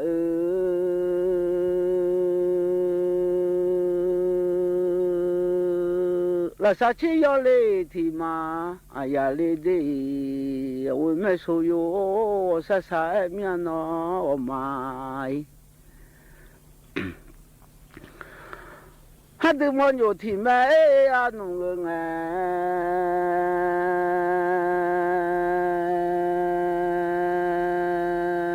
hai ya mi cho je họ thom ya đi họ ơi mà lấy cho đó họ thom ya ơi ngã ha so mà mi mẹ họ ơi ô đi chỉ thế hát từ mong dù thì mẹ anh nghe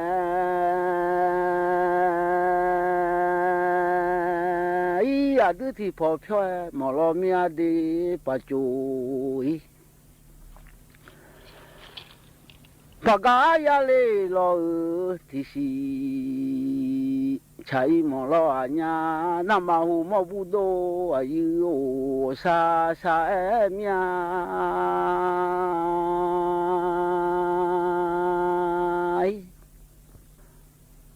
nằm mà hù mà lê bu đô à yêu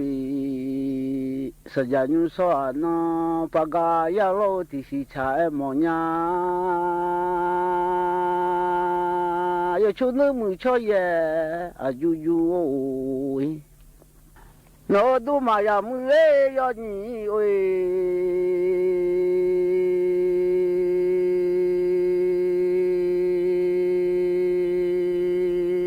我啥啥命有出那么巧耶啊有哎，有出那通嘞啦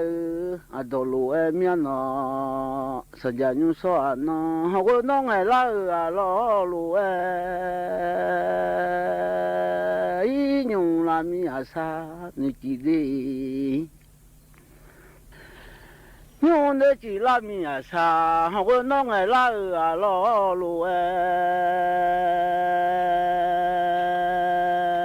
一用拉米好个就啊好为我的女子，我都啊嘞拉米我看不啊好，我还家几啊拉就几拉没我好为啊忙哦。yo nu che bala nyu kho wa o de hu ma le bu do ai o bu do sa ja ga hu wa na ma i ya mi ho wa nyu jong ai ga hu chi nu ma ya lo me de ma ni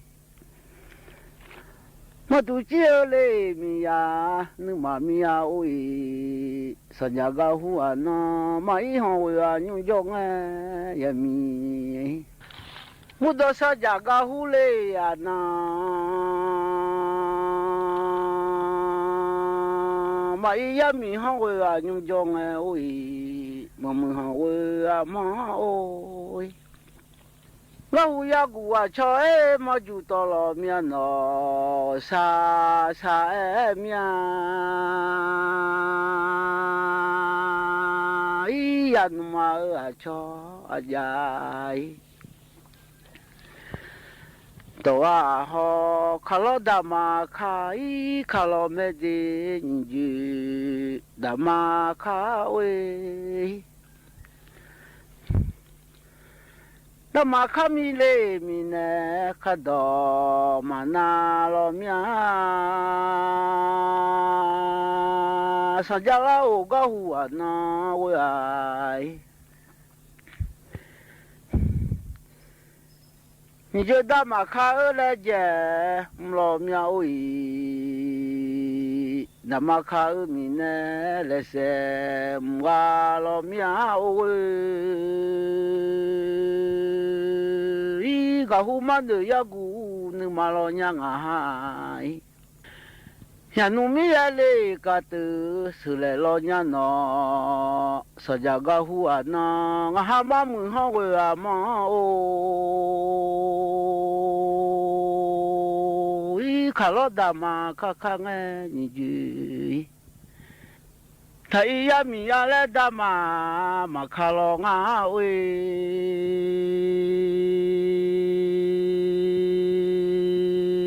ya mi ya ni le ga ja ma lu le nya le noi ya mi thi ga ma lu ni che jo ga la le i ka lo nga we a ma o i nhum la mi kho gu yo ga ho de nu ji yo no du le la mi we khan bua ho sa sa e mia i ga hu chi nu ma ya e ma ni ha ya bo a ma e no je we ga ma le ni lo mia no ya bo a da no lo we ga สถานีวิทยุกระจายเสียงแห่งประเทศไทยและเครือข่ายทั่วประเทศเสนอข่าวต้นชั่วโมงรู้เร็วรู้จริงเกาะติดทุกสถานการณ์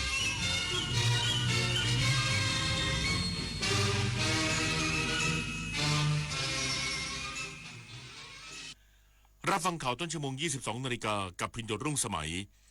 กรมทรัพยากรน้ำเร่งติดตั้งเครื่องสูบน้ำเพื่อระบายน้ำท่วมขังในพื้นที่จังหวัดอ่างทองและสิงห์บุรีอีกสักครู่กลับมาติดตามรายละเอียดครับ ขอเชิญประสบกนิกรชาวไทยร่วมน้อมรำลึกในพระมหากรุณาธิคุณในงานเฉลิมพระเกียรติสมเด็จพระเจ้าพักคินีเธอเจ้าฟ้าเพชรรัตนราชสุดาสิริโสภาพันนวดีเนื่องในโอกาสวันประสูติครบ100 ปี24 พฤศจิกายน 2568 ณ วัดพระปฐมเจดีย์จังหวัดนครปฐมพร้อมกิจกรรมถวายพระราชกุศลเพื่อแสดงความจงรักภักดีแด่พระองค์ผู้ทรงเป็นแบบอย่างแห่งความเพียรและความงดงามในหัวใจไทยคุณได้สิทธิ์กู้เงิน 300,000 บาทหากสนใจคลิกลิงก์นี้ได้เลยอย่าคลิกเด็ดขาดงานพาร์ทไทม์ออนไลน์งานสบายรายได้สูงอย่าเชื่อครับชีวิตจริงไม่มีใครคอยเตือนแบบนี้กลโกงอันแยบยลอีกมากมายของมิจฉาชีพโดยการส่งข้อความโทรศัพท์สายโทรเข้าหลอกส่งพัสดุรวมถึงแอบอ้างเป็นเจ้าหน้าที่รัฐป้องกันอาชญากรรมทางเทคโนโลยีโดยการไม่โลภไม่ตื่นตระหนกกับข้อความชวนให้หวาดกลัวไม่หลงเชื่อใครง่ายๆรู้เท่าทันสื่อไม่ตกเป็นเหยื่อของมิจฉาชีพ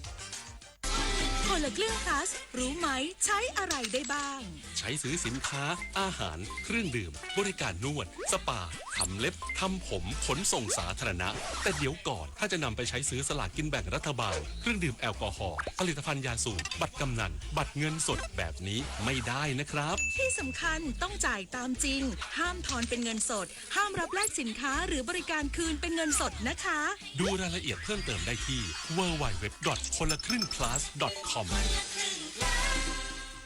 คุณเคยเป็นแบบนี้ไหมใช้เวลาอาบน้ำเป็นชั่วโมงเคยซื้ออาหารอย่างบ้าคลั่งแต่ก็กินไม่หมดจนเหลือทิ้งเคยซื้อเสื้อผ้าราคาไม่แพงแต่ซื้อบ่อยก็เคยหลงลืมที่จะปิดน้ำปิดไฟเมื่อไม่อยู่บ้านเคยเราอยากให้คุณหยุด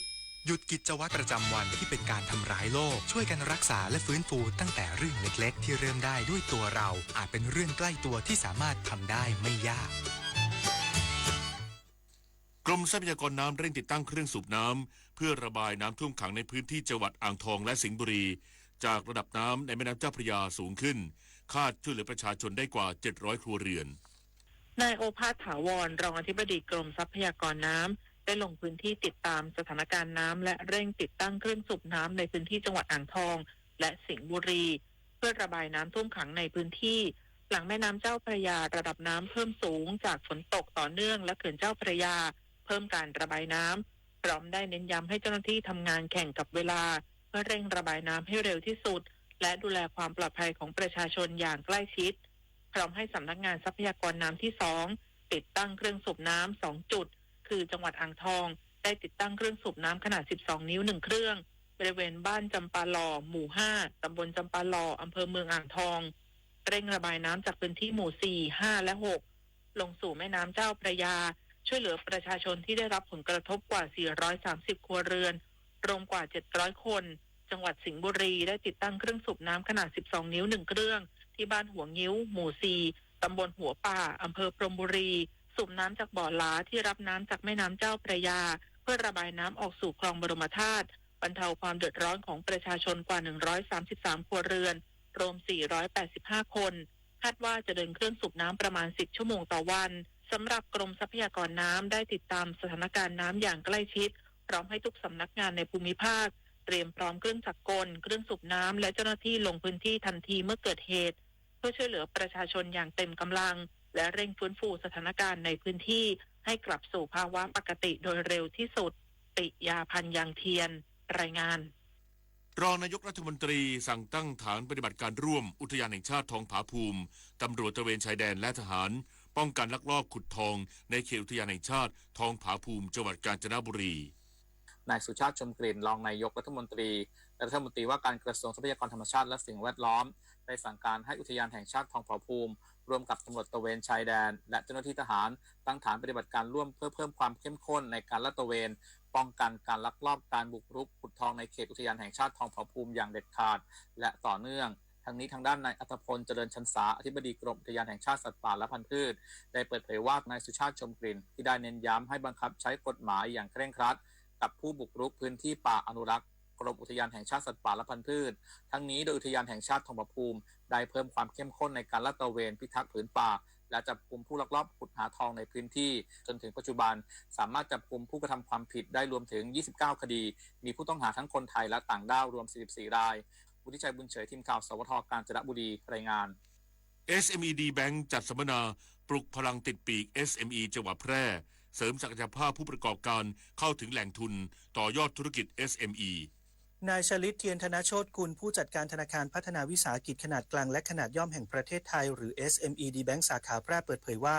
SMED Bank สาขาแพร่ได้จัดสัมมนาโครงการปลุกพลังติดปีก SME จังหวัดแพร่เพื่อส่งเสริมและพัฒนาศักยภาพผู้ประกอบการวิสาหกิจขนาดกลางและขนาดย่อมในจังหวัดแพร่ให้มีความรู้ด้านบริหารจัดการธุรกิจและการเงินรวมถึงเพิ่มโอกาสในการเข้าถึงแหล่งเงินทุนผ่านโครงการสินเชื่อและบริการของธนาคารเสริมสภาพคล่องขยายกิจการและต่อยอดสู่ความยั่งยืน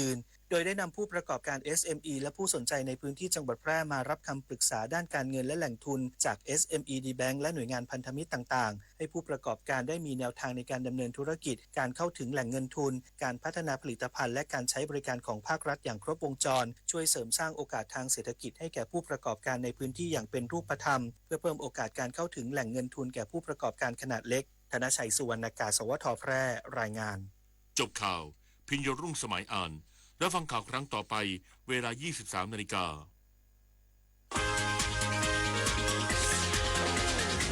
ติดตามข่าวที่นำเสนอไปแล้วได้ที่ www.thainews.prd.go.th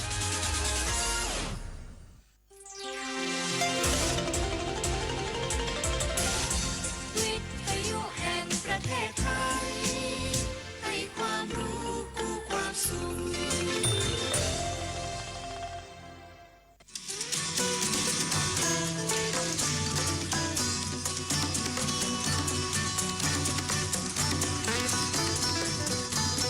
บนเส้นทางของถนนสายนี้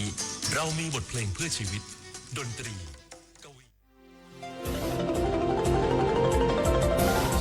วิทยุแห่งประเทศไทยให้ความรู้กู้ความสุข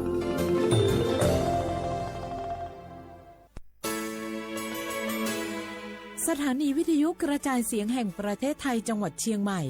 AM 1476 กิโลเฮิรตซ์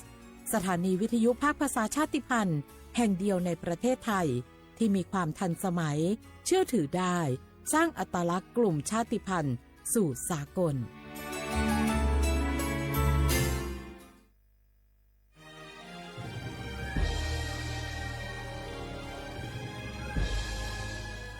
เกิดเป็นคนไทยเติบโตบนผืนแผ่นดินไทยจงภูมิใจในความเป็นไทยชาติไทยเรานั้นนับเป็นชาติที่มีความเป็นมาเก่าแก่ยาวนานเรามีภาษาวัฒนธรรมและมีสิ่งต่างๆที่เป็นเอกลักษณ์ให้เราได้ภาคภูมิใจในความเป็นคนไทยเราควรเห็นคุณค่าและมีความรักชาติหวงแหนแผ่นดินอันเป็นมรดกของบรรพชน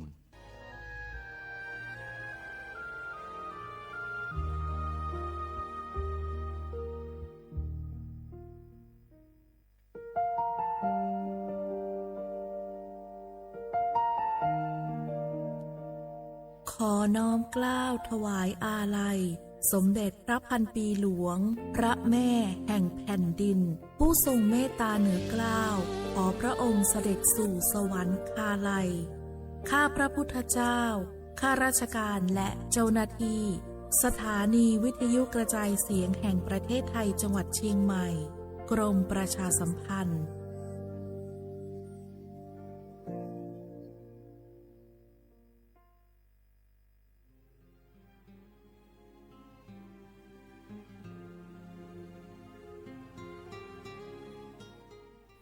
This is a moment of profound grief for the Kingdom of Thailand. The collective voices of Radio Thailand Chiang Mai join the Thai nation in mourning the passing of our beloved Queen Martha, Her Majesty Queen Sirikit. Her life was a testament to the unwavering service, grace, and deep love for the Thai people. Our humble condolences and thoughts are with His Majesty the King, the royal family, and all the Thai people during this deeply sorrowful time. We will remember her forever.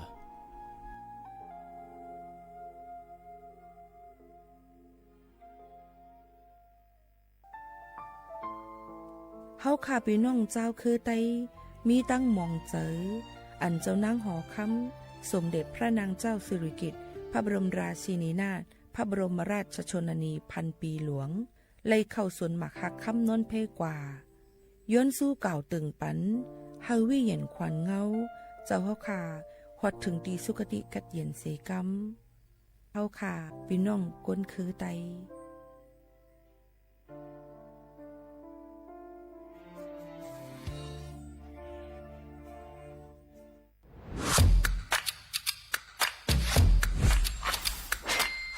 กลับมาแล้ววันนี้กับโครงการคนละครึ่ง plus รัฐออกครึ่งประชาชนออกครึ่งช่วยเศรษฐกิจไทยหมุนเวียนเติบโตถ้าเราช่วยกัน plus ต่อยอดให้เศรษฐกิจไทยเติบโตอย่างยั่งยืนด้วย5 plus plus ที่ 1 เพิ่มช่วงอายุผู้เข้าร่วมโครงการจาก18ปีเป็น16ปีplus ที่ 2 เพิ่มวงเงินใช้จ่ายจาก150 บาทเป็น200 บาทเพิ่มพลังซื้อของประชาชนเพื่อกระตุ้นการหมุนเวียนในระบบเศรษฐกิจฐานรากลดภาระค่าครองชีพ plus ที่ 3 เพิ่มสิทธิพิเศษด้วยการดูแลผู้ที่อยู่ในระบบภาษีให้ได้รับสิทธิพิเศษมากขึ้นเพื่อสร้างแรงจูงใจให้ทุกคนร่วมอยู่ในระบบอย่างโปร่งใส plus ที่ 4 เพิ่มโอกาสให้นิติบุคคลขนาดเล็กเข้าร่วมได้ให้ธุรกิจเติบโตเป็นกำลังสำคัญของเศรษฐกิจไทย plus ที่ 5 เพิ่มทักษะใหม่เพื่อพัฒนาให้ร้านค้านำความรู้ใหม่ๆมาช่วยเพิ่มยอดขายลดต้นทุนเรียนรู้เติบโตและปรับตัวไปกับเทคโนโลยีใหม่เพื่อสร้างเศรษฐกิจที่แข็งแกร่งจากคนละครึ่งสู่คนละครึ่ง plus ไม่ว่าจะสั่งข้าวคนละจานชาเขียวคนละแก้วขนมเค้กคนละชิ้นหรือหลายๆชิ้นก็ใช้ส่วนลดได้ทันทีสูงสุดวันละ200 บาทแถมใช้กับฟู้ดเดลิเวอรี่ก็ยังได้สำหรับประชาชนไทยอายุ16ปีเป็นต้นไปสมัครรับสิทธิ์ผ่านแอปพลิเคชันเป๋าตังค์วันที่ 20-26 ตุลาคม 2568สำหรับร้านค้าที่สนใจร่วมโครงการสมัครได้ผ่านแอปถุงเงินวันที่ 15 ตุลาคมถึง 19 ธันวาคม 2568 แล้วเตรียมพร้อมรับลูกค้าจากทั่วประเทศเพราะนี่คือโครงการที่คนไทยทุกคนช่วยกัน plus เพื่อให้เศรษฐกิจไทยโตไปพร้อมกันโครงการคนละครึ่ง plus ดำเนินการภายใต้เป้าหมายที่ชัดเจนของรัฐบาลในความต้องการกระตุ้นเศรษฐกิจลดภาระค่าครองชีพให้ประชาชนและยกระดับศักยภาพผู้ประกอบการไทยให้พร้อมในยุคดิจิทัลโดยยังคงยึดหลักความโปร่งใสตรวจสอบได้และป้องกันการใช้สิทธิ์ที่ผิดวัตถุประสงค์คนละครึ่ง plus เพิ่มพลังเศรษฐกิจไทยพร้อมโตไปด้วยกัน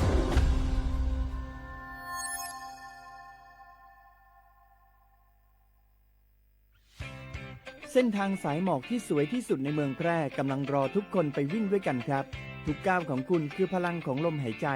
ชวนเพื่อนชวนครอบครัวมาวิ่งฝ่าสายหมอกเพื่อโรงพยาบาลแพร่ในวันอาทิตย์ที่ 7 ธันวาคม 2568 บริเวณลานกิจกรรมหลังวัดพระธาตุช่อแฮมาร่วมกันส่งต่อพลังแห่งความดีเพราะทุกก้าวของคุณช่วยต่อชีวิตให้กับผู้ป่วยในโรงพยาบาลแพร่สมัครได้เลยวันนี้แล้วไปวิ่งด้วยกันในวันอาทิตย์ที่ 7 ธันวาคม 2568 พบกันบริเวณลานกิจกรรมหลังวัดพระธาตุช่อแฮนะครับ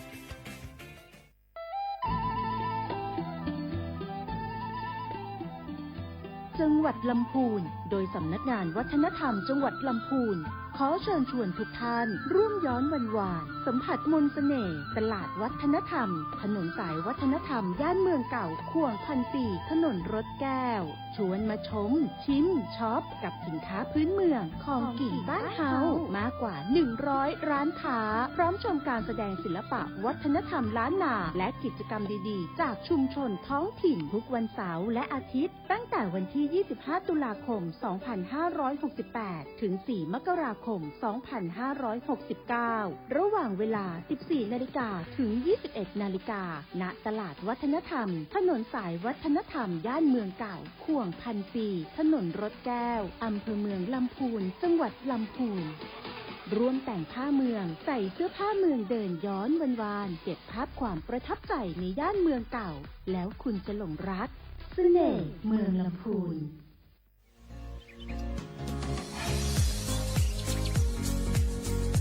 จอมหนังเปิงมติครม.มือวันที่29 เดือนธันวาคม 12 สิงหาคม ไป 67 เฮาฮิปเน็ตแกลิดปัญหาสถานะและสัญชาติคนอันอยู่ตั้งเมืองจึงไทยจอมมาตรา17นั่นตอนตาพี่น้องเขาอันเข้ามาอยู่ตั้งเมืองไทยหึงนั้นและมีไว้เขาจอมปึงเฮากว่ายืนย้อนสถานะต่างดาวเขาเมืองถูกแม่นจอมปึงไล่ตอนตาลูกอ่อนอันเกิดตั้งเมืองจึงไทยมีอำนั้นก็แม่มีไว้ทะเบียนประวัติบุคคลไม่มีสถานะทางทะเบียนอำนั้นไว้10 ปีถูกแม่นยาวในจึงเฮากว่ายืนย้อนสัญชาติไทยจอมหนังมาตรา7ทวิไล่พออยู่ตั้งกรุงเทพมหานครกว่ายืนไล่ติสำนักบริหารการทะเบียนกรมการปกครองพออยู่ตั้งต่าง7วันในจึงกว่ายืนไล่จอมหนังวัดไว้อันเปิ้นออกปันเฮาคานั่นเข้าย้ำเหตุการณ์จอมหนังหลวงปองจึงต่อพอถึงวันที่29เดือน6 25ปากไป69ค่ะ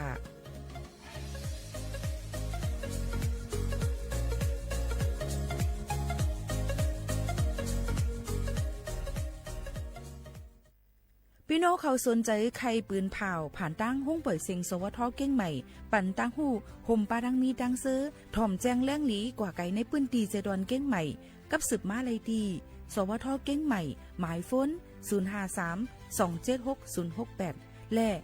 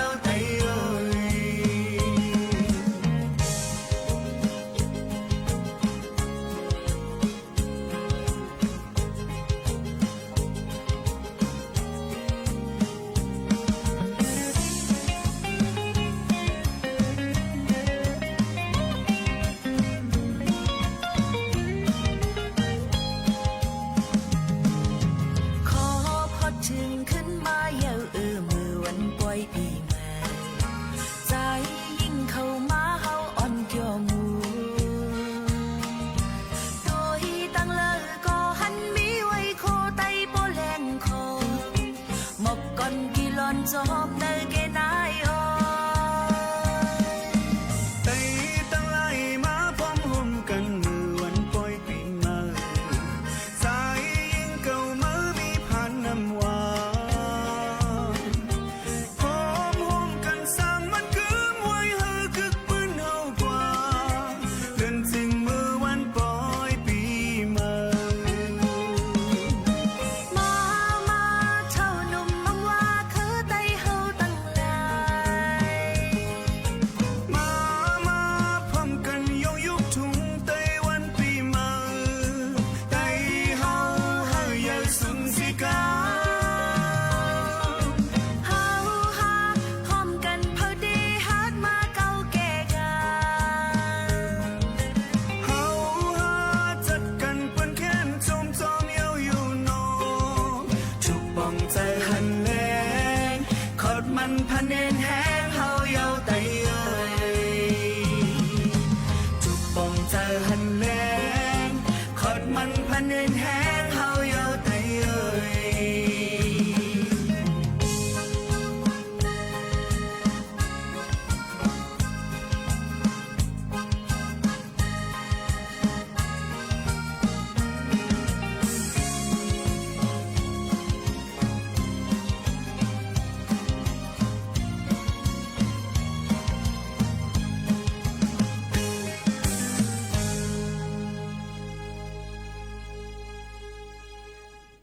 เมื่อสูงค่าเมื่อสูงพี่น้องผู้ยินถ่อมเสียงได้ตั้งเสียงกูก็กูก้นขาทบกันตีนักตอนการหุ้งปล่อยเสียงสวทเก้งใหม่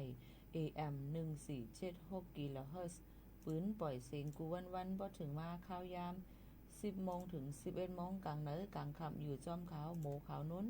เป็นอุ้ยก็อุ้ยเซปอแม่ปีๆน้องๆเขาอยู่จอมกันที่ไหนทอมอยู่ที่เราตั้งเลยอุบโอต้องตักจอมกันเลยในตอนการเฮาค่ะย้อนสู้ปันให้กูก็อยู่ลีเกนหวานกลางยานพี่เขียนกันหนังหือบ่ได้มีลองตั้งหลีเยาก็คืออย่างไปซุ่มกันกูก็กูก้นเอามาฝากตอนทุกถึงพี่น้องเขาให้แรงยินถ่อมจำกันซึ่งหนังไหนค่ะฮับถ่อมจำกันที่ในสังว่าพี่น้องเขาถ่อมเยามีลองตั้งไข่อุบโอตรงตักกับสืบเป็นเขามาเลยค่ะตอนแต่ในวันเมื่อไหร่ก็ถึงมาเนอวันอาทิตย์ที่เก่าเลือนทน11 2 เหงปลาย25ปีใต้2 เหง1ปากปลาย19ปีก็จ่า1 เหง3ปากปลาย87คู่ถึงมาเลือน12ลอง4คำในวันเหมือนในหบทบจอมขาวโมขาวนวลอยู่เป็นอุ้ยก็อุ้ยเซจอมกันฮาเลยดิเซออนตอนเซเก่ากันกูก็กูก้นตั้งหมดตั้งเสียงฝากตอนจุถึงพี่น้องเขาให้แรงยินถ่อมจอมกันค่ะสุกาวงวังในค่ะล้มเลี่ยงหลงในค่ะพี่น้องเขาค่ะอันที่พัดเป่าเข้ามานั่นในค่ะเฮ็ดให้หลายๆองตีหลายๆตีหบทบยาในค่ะลองฝนตกห้าวแห้งในค่ะน้ำทมน้ำน้องหลายๆ7 วันพี่น้องเขาก็หลุดเลยฟังกันไว้หนังหือป้อดีรอดเพกันนั่นเอามาฝากตอนจุถึงกูก็กูก้นตั้งหมดตั้งสิ่งว่าเจิงหนังไหนค่ะเอาพี่น้องเขาค่ะถ่อมซ้ำกันในตอนการเฮาค่ะที่ไหนให้ไหลยินถ่อมซ้ำกันยาวในก็ถ่อมด้วยยังที่มีฝนตกลงมาหลายๆองตีอยู่ให้หลุดเลยฟังกันไว้ที่เตวาวาในนั่นค่ะก็ฝากตอนจุถึงพี่น้องเขาเจิงหนังไหนค่ะเนาะเอาค่ะเฮาค่ะก่อนลือให้เลยใจถ่อมได้เพ่งกว้างมันหูถูกใจก่อนกำมาจ่องเคยมาอุบโอจ้อมกันเทียงว่ามีลองตั้งอีสังพร้อมจึงไหนค่ะพี่น้องเขาค่ะ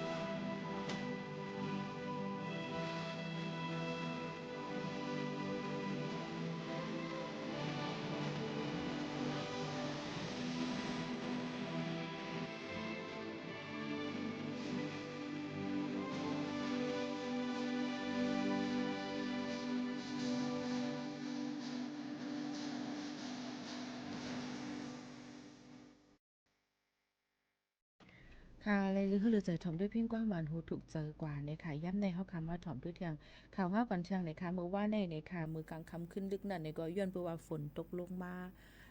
หึงยอก็หลายตีหลายตั้งเฮ็ดให้รถรถบัสนั่นเนี่ยค่ะเส้นตั้งกว่าดังเกียงใหม่ลำปางเน้นค่ะออกพี่น้องเฮาเขาค่ะถ้าหิมขุนตานจังนั้นเนี่ยค่ะปินนะคะเนาะกาปินนะคะย้อนเพราะว่าฝนตกลงมาหาวแฮงเฮ็ดให้มีคนหมัดเจ็บอิดออดเนี่ยค่ะเนาะก็กะมีคนดูสิ่งสักสายจักไหนนั่นค่ะเนี่ยก็เป็นข่าวง่าวาหรือเลยฟังกันไว้มือพองตึกมีลองฝนตกเส้นตั้งหมื่นเต็มซึ่งหนังไหนค่ะพี่น้องเขาก็ฝากฟังไว้ปันกูก้นตั้งหมดตั้งเสียงให้แลยินถ่อมจ้อมกันซึ่งหนังไหนค่ะเนาะพี่น้องเขาค่ะอยู่เป็นอุ้ยก้อยเซจ้อมกันดีในนั่นค่ะพี่น้องเขาก็ใครมาบอกลาถึงว่าเนี่ยค่ะปืนเผาปันเกี่ยวกับไปลองตั้งเจดอนเก้งใหม่นะคะเปิ้นติปิกเซนตาสายตั้งเซนตั้งตาแป้เนี่ยค่ะติเอาแยกวัดแสนฝางพักดูตากว่าถึงพักดูตาแป้เนี่ยค่ะกูวันเสาร์อาทิตย์เนี่ยค่ะเกี่ยวกับวันอันเปิ้นลือการข้าวย่ำ6 โมงกลางค่ำต่อถึง10 โมงกลางคืนตอนตาได้กว่าเน้ลองแสงสีอันหางหลีสุ่มไฟตั้งเซนตั้งตาแป้เนี่ยค่ะพี่น้องเขาดีกว่าตั้งเซนตั้งนั่นเนี่ยก็โหลเลยหางแฮนกันไว้ในค่ะพี่น้องเขาค่ะฝากไว้ปันซึ่งหนังในค่ะนะเมื่อในก็ยังมีฝนตกลงมาไว้อยู่แต่ตาเหลียวในก็ที่ตั้งเชียงใหม่ที่ในก็ตึกตกมาไว้อยู่พี่น้องเขาค่ะรู้จังว่ามีลองฝนตกลงมาอำนั้นก็พางื้อผ้าในจึงหือกอลีเตกว่าตาไปตั้งไรก็ถูกดีเลยฟังกันไว้เตว่าซึ่งหนังในค่ะฝากตอนทุกถึงกันค่ะข่าวเงาจังอันนึงค่ะตอนตาวก็เป็นพ่อเป็นแม่เนี่ยค่ะลูกเกิดมาในอำตับลูกกว่าเหตุการณ์กำเหลวเนี่ยค่ะมีสุนตอนตาเดย้อนลือเกิดลูกไล่เนี่ยค่ะเพิ่มเติมลูกตี90 วันเป็น1 ปาก20 วันเนี่ยค่ะรู้ล้อมด้วยถึงลูกไล่เต็มติเนี่ยค่ะก็อันเป็นปอนั่นเนี่ยก็มีสุนไล่ลาลือการ15 วันโฮมรูล้อมด้วยถึงก็เป็นแม่และลูกเนี่ยค่ะเจาว่าปุนพรเผาก็ไหลก็นึงก้อยเนี่ยค่ะสังเจาว่าอยู่ดีกินวานเนี่ยก็ยังตึกถูเลยรูล้อมด้วยถึงกันเนี่ยค่ะปักเปิงหมายมีอันในเนี่ยค่ะก็เจอเนี่ยค่ะตอนตาได้เป็นรองลำรองตอนตามุ่งหอเฮิรนดังเมืองจึงไทยในว่าลองมีลูกในเนี่ยค่ะมันเจาว่าเป็นวดเป็นตันเก้าที่เนี่ยเจอนั่นค่ะก็กลายเป็นข้าวยามอันดีในมุ่งหอเฮิรนเฮาค้านั่นถูกดีไลรูรวมต้วยถึงกันเฮาเต็มทนจอมหนังราชกิจจานุเบกษาปืนเผาปืนแพไว้มาตราครม.คุ้มครองแรงงานพื้นที่เก่าเนี่ยค่ะปืนเผาไว้เมื่อวันที่6 เดือน 11 2 เฮงปลาย25 ป่นมานั่นเนี่ยค่ะตอนตาเดเปลี่ยนปลายแลกไล่รูรวมต้วยถึงลูกจ้างเนี่ยค่ะเฮามีลองมันกึ้มแหละรูรวมด้วยถึงในเพราะว่าจัดปันเฮามันหลีเนี่ยค่ะลองเจ้าในก็เปิ้นก็ปันลองเพิ่มเติมปันวันอันเปิ้นลือการตอนตาเตย้อนลือรูรวมด้วยลูกนั่นเนี่ยค่ะลูกจ้างก้นยิงเนี่ยค่ะมีสุนตอนตาเตย้อนลือการไล่ตอนตารูรวมด้วยถึงเล่งลูกไล่สูงสุด120 วันเนี่ยค่ะต่ออันเฮาคาป้าต้อง1ก็ยอก็1ปอกนั่นค่ะนะเนาะยอก็นายจ้างก็ติเลยจ่ายบันค่าจ้างป่น60 วันจอมหนังกาจ้างนั่นค่ะในวันเหตุการณ์ค่ะยอก็มือเฮาคาย้อนลือนั่นเนี่ยค่ะป่นหรือสิ60 วันเนี่ยก็ใจสุนประกันสังคมจอมหนังปักเปิงหมายมีอันเฮาคาเลยคึงปองให้สังไว้นั่นในค่ะพี่น้องเฮาเขาค่ะยอก็อันที่2ซ้ำเนี่ยค่ะย้อนลือไล่สืบกว่าแทงตอนตาลูล้อมด้วยถึงลูกอ่อนอันอยู่ลีกินหวานสังว่าลูกเฮาค่ะเกิดมามีลองอายุลีกินหวานมีลองพิษเปิงแปลกเปิงนั้นก็เป็นทุกคิตาเจ้าในก็เปิ้นก็ปั่นสุนตอนตาเดล่าต่อไล่ป่น15 วันเนี่ยค่ะอีก็ติเลยมีไว้ฮับของกับไว้รับรองตีหมอยาเขานั่นค่ะนะเปิ้นตาเดเอากว่ายืนมือพ่อเฮาค่ะติย้อนลือนั่นแทงในนั่นค่ะอันที่3ซ้ำในค่ะสุนไล่ตอนตาเดจอยรูล้อมด้วยถึงก็อันเป็นนางเมรูล้อมด้วยถึงลูกนั้นก็เป็นโพมีศูนย์ตอนดาเดย้อนลือกันรูล้อมด้วยถึงลูกแลเมไหลในข้าวตั้งป่น15 วันในนั่นค่ะพี่น้องเขาค่ะในค่ะนะหลูเลยใจศูนย์ไล่นั้นก็ในข้าวตั้ง90 วันนั่นหรือเตเอามือมันเกิดมานั่นจังหนังไหนค่ะพี่น้องเขาค่ะอันที่4ซ้ำในค่ะรูล้อมด้วยถึงลูกจ้างมือหนังจ้างเมาเนี่ยค่ะในห้องการผายหับการคุ้นนั่นจังไหนค่ะเนาะสังว่ามีเนี่ยก็เปิ้นก็ปันตื้อตั้งกว่าไหลจังไหนค่ะซึ่งหือกอหลีค่ะเปิ้นก็เฮ็ดลองปักเปิงหมายมีเกี่ยวกับโดยลองแห่งการเมืองไทยเนี่ยค่ะเพิ่มเติมปันวันอันย้อนลือเกิดลูกรูล้อมด้วยถึงในมุ่งหอเฮือนไทยน้ำ เปิดปันตื้อตั้งให้สุดในส่วนเป็นก็อันเป็นเจ้าโผน่ะรูล้อมด้วยถึงลูกล่างนางเมลัยในนั้นค่ะลองตั้งเจ้าในก็คึงปองให้สร้างกว่าเนี่ยค่ะเปิ้นก็เตะใจกว่าเจ้าหนังในค่ะนะอันนี้ก็เป็นข่าวเงาเทียงหนึ่งอันเอามาฝากตวนจู้ถึงปอแม่ปีๆน้องๆเขาให้เลยยินถ่อมจ้อมกันเจ้าหนังในค่ะอ้อหรือหรือจะถ่อมด้วย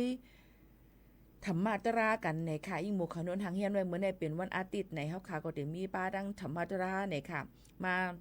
หยุดยาบันเซอเฮาค่ะให้กัดจืนเย็นใจเอามาฝากตวนจู้ถึงพี่น้องเขาให้เลยยินถ่อมจ้อมกันในค่ะอ้อสืบยินถ่อมด้วยกันค่ะ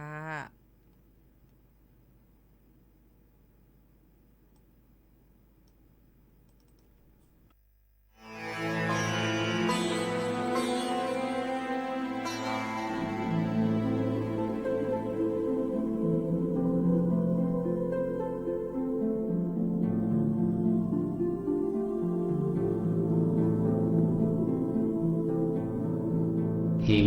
360ไป5ปีได้290ไป10นี้เดือน10ลับปีคริสต์2023เดือนเซปเทมเบอร์ได้มา25วันดำริอุมุนธรรมหมสาวิ่งตั้งยันเจ้าเลยมาโหตราพ้องมือในว่าวันเดือน10ลับในว่าจังไหนพ้องมือสุก็เฮาไปโหตราเฮาไปถอนตรานั้นเฮาอ่อนกันส่งในมิตรถึงเวเนียสัตว์ว่าทั้งสิ่งทั้งหลายโฮมมันกำนึงก่อนว่าจังไหนแหละโฮมกันส่งเมตตาซ้อมกันกว่าไหนเมตตาไว้วางกุคุณนางให้กำกับตามปีเมตตาใส่เขาห่มอ้อมเบาให้สอนละเพกินสัตว่าดังเสือให้มนเสือดันเดือซึ่งกัดยินสดานาดังเสือให้มนเสือดันเดือซึ่งกัดยินเวลาเวสาตังเสือให้มนเสือดันเดือซึ่งกัดยินไหว้สีส่งในมิตรถึงวิเนียสัตว์ทั้งสิ่งทั้งหลายเอาซื้อมาจุงถ่อมเก็บสมตราทั้งหมดทั้งสิ่งสังขารเจ้าเขาห่มในก้นใจคิงศีลเขาซื้อมาถ่อมตรานั้นปิกสมวะเขานั่งไข่กดสิเลถ่อมตราในได้ก็นั่งไข่กดดิถ่อมตรากว่าได้ยุเพราะว่าก้นมาในก็พื้นใส่ไหวลมสิเลถ่อมตรากว่าได้ยุซื้อเป็นเจ้าเขาห่มในโยกียิงอีกเลยนั่งยิงเขาซื้อมาถ่อมตรานั้นได้ก็จำหนังพิงทุ่งเฮามีไว้นั้นในทิ้งซิมพิงทุ่งเฮานั่งมีลองดังกระวะนั่งคุบเขาสิเลถ่อมตรากว่าเพราะว่าก้นมาในก็พื้นใส่ไหวลมสิเลถ่อมตรากว่าได้ยุเหมือนในอันเจ้าเลยขึ้นเพียวมาดีดังยานี้มาเมตตาตราบันตะกาคำดินจ้องห้องตินวัดอุมุนธรรมหมสาวิ่งดังยาในเมื่อในจำหนังว่าเป็นวันเดือน10ลับในทางตะกาเขาสัมโพธิจับตลากว่าวันตามือนานั้นในเจ้าลึกไว้โหคอตลาเตใส่ไว้ว่าอันเผาสีเปิ้นในวันเนาะ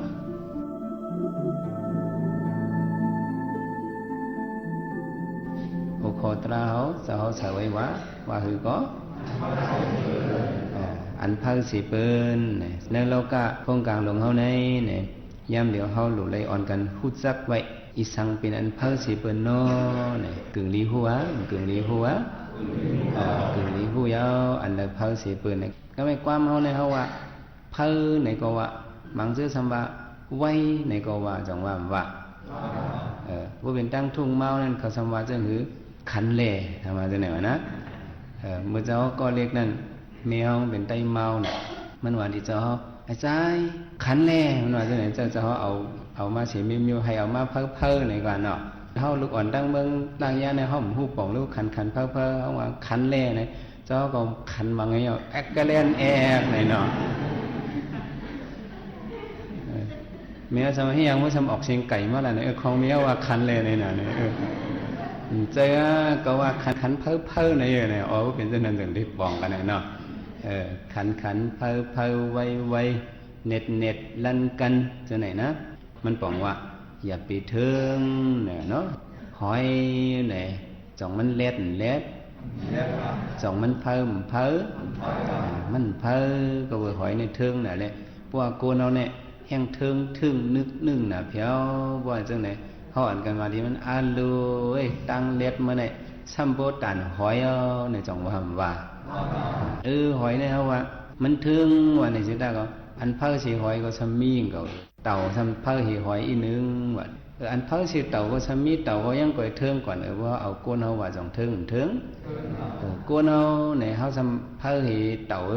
เต่าในก้านกายยุ่มยำในก็น่ะอันก้นเฮาในบ่ไปในอย่างห่างอย่างหิในกำเฮาป่นเต่าอันซ้ำเพิ่สิก้นเฮาในรู้จ่องมีเมื่อนั้นก้นเฮาไปตั้งกันนึงก็ในเฮาไป1นาทีในกัดตีก็3ลัก4ลักกว่าขนาดก็ยอจ่องใจก็ไม่พูดทำขี่ม้าเอาในซ้ำจ่องที่เพิ่สิก้นก็ไม่อันเพิ่สิม้าในซ้ำเป็นม้าเล็กว่านี่เป็นม้าหังก็ม้าเล็กตั้งกินก็กินน้ำมันนี่ม้าเล็กนี่นะอันเป็นวิวกับวิวขึ้นอันนี้คอนเต๊ดอันลูกมังขี่ม้านั่นนี่เป็นม้าเล็กแล้วแน่จ่องมันเพิ่มพวกเราเป็นม้าเล็กในเขาเต็มหูเพราะว่าเสียงเก๋ในจ่องหูว่าจังไหนได้สมานกันหูแจ้งกับรถในนอขึ้นกลับไว้ก่อนตะกาเขาตั้งย่านในวันไหนนอมีปอกหนึ่งหลานเจ้าเขาไอแข็งนะมันทำตื่นให้อีดก็ไม่ยาเขามันเสียงในมาเป็นยาเขาเดียวนะเขาลูกตั้งสีฝังในไปมาลูกตั้งเมืองเขมาอยู่ดังเมืองเอาในเสียงเขาก็จะเป็นเสียงไต้ขอนไต้เหนือไว้มีวันหนึ่งมันจะมาว่าเจ้าหลานใจเจ้าเขาไอแข็งเฮียงยาขาวเนี่ยหม้อเสียงเก๋งปีนาเนี่ยเนาะเจ้าสมปองเฮียงมันก็เอาหม้อในเสียงเก๋งปีนเป็น5เฮาในกันเนาะยังเจอหม้อเสียงเก๋ปีนเนี่ยเอาขามันหักเนี่ยว่าเฮียงล่ะใช่ไหมมันก็ฮิตหรือเอาหม้อในเสียงเก๋ใช่ไหมปีนใช่ไหมเอาขามันหักเนี่ยเนาะมันเจ้าหม้อเสียงเขมันขี่ปีหน้าเนี่ยเจ้าจังไก่ป่องนะเจ้าว่ามันขี่มอเตอร์เสียงเก๋กับปีนถ้าเอาขามันหักแปดมันว่าจังไหนกะเพราะว่าขี่มอเตอร์เสียงเก๋ในซ้ำจ่องเพิ่ก้นขี่มอเตอร์เสียงเก๋ในย่ำเหลียวเมืองเฮาเนี่ยก็จ่องมันนำมือมีวันหนึ่งเจ้ามาปั่นว่าที่ตั้งย่าเนี่ยเจ้าขึ้นมือกะเอาปีนเอาเศร้ามันดีลาเชียววัยวัน12 โมงครึ่งเนี่ยเจ้าเขาขึ้นออกลาเชียวค่ะเจ้ารู้ตั้งข้อก็ได้อ่านด้วยรู้ว่าเสียงเก๋อันลูกหมูจีก้นใจอ่อนก้นยิงอ่อนเขาจะนั่นขี่ลงมากล้าขายในแต่มีหมอกหลายลำเนี่ยเจ้าอ่านลงก่อนตั้งขี่กล้าให้ตั้งอ่านตั้งเขาลัดกันให้อ่านว่าได้ดิกเสียงเก๋เขาก็ลงมาเขาสำคืนกันให้อ่านด้วยแต่มีหลายลำบางทีเนี่ยมันตั้งอ่านของเขากึดไว้ดีนั่นเสียงน้ำเนียงเสียงตั้งกินกึดตีเสียงมันเป็นมีเสียงเก๋นั่นกึดเป็น4-6 ลำนั่นก็10 ลำ20 ลำเขากึดไว้บางเจ้อเขาทำกว่าตั้งเถินเจ้านั่นตั้งอ่านอันเจ้าตั้งในอ่านเนี่ยอันมีลัดมาอยู่จำเหนือตั้งในตีเอา12 โมงครึ่งต่อถึงตามคำ4 โมงครึ่งนั่นเจ้าอ่านด้วยจอมตั้งเนี่ยมี2 ปากไป2 ลำวะเนาะในกลางค่ำกลางคืนนั่นไปป้าในกลางค่ำกลางคืนก็ลงตั้งคืนขี่มอเตอร์ไซค์เก๋นี่ก็เขาก็รู้เลยพังสติก็เปิ้นว่าจังหือพอเขาขี่ก้าว่าเป็นเล็กหอเนื้อวะนี่พวกขี่ก้าในไปทางก็เล็กหอเนื้อวะนี่พวกขี่มอเสียงเขอันว่านั่นนะพวกขี่มอเตอร์ไซค์เก๋นี่ทำไปหางในเนื้อหอเล็กวะนี่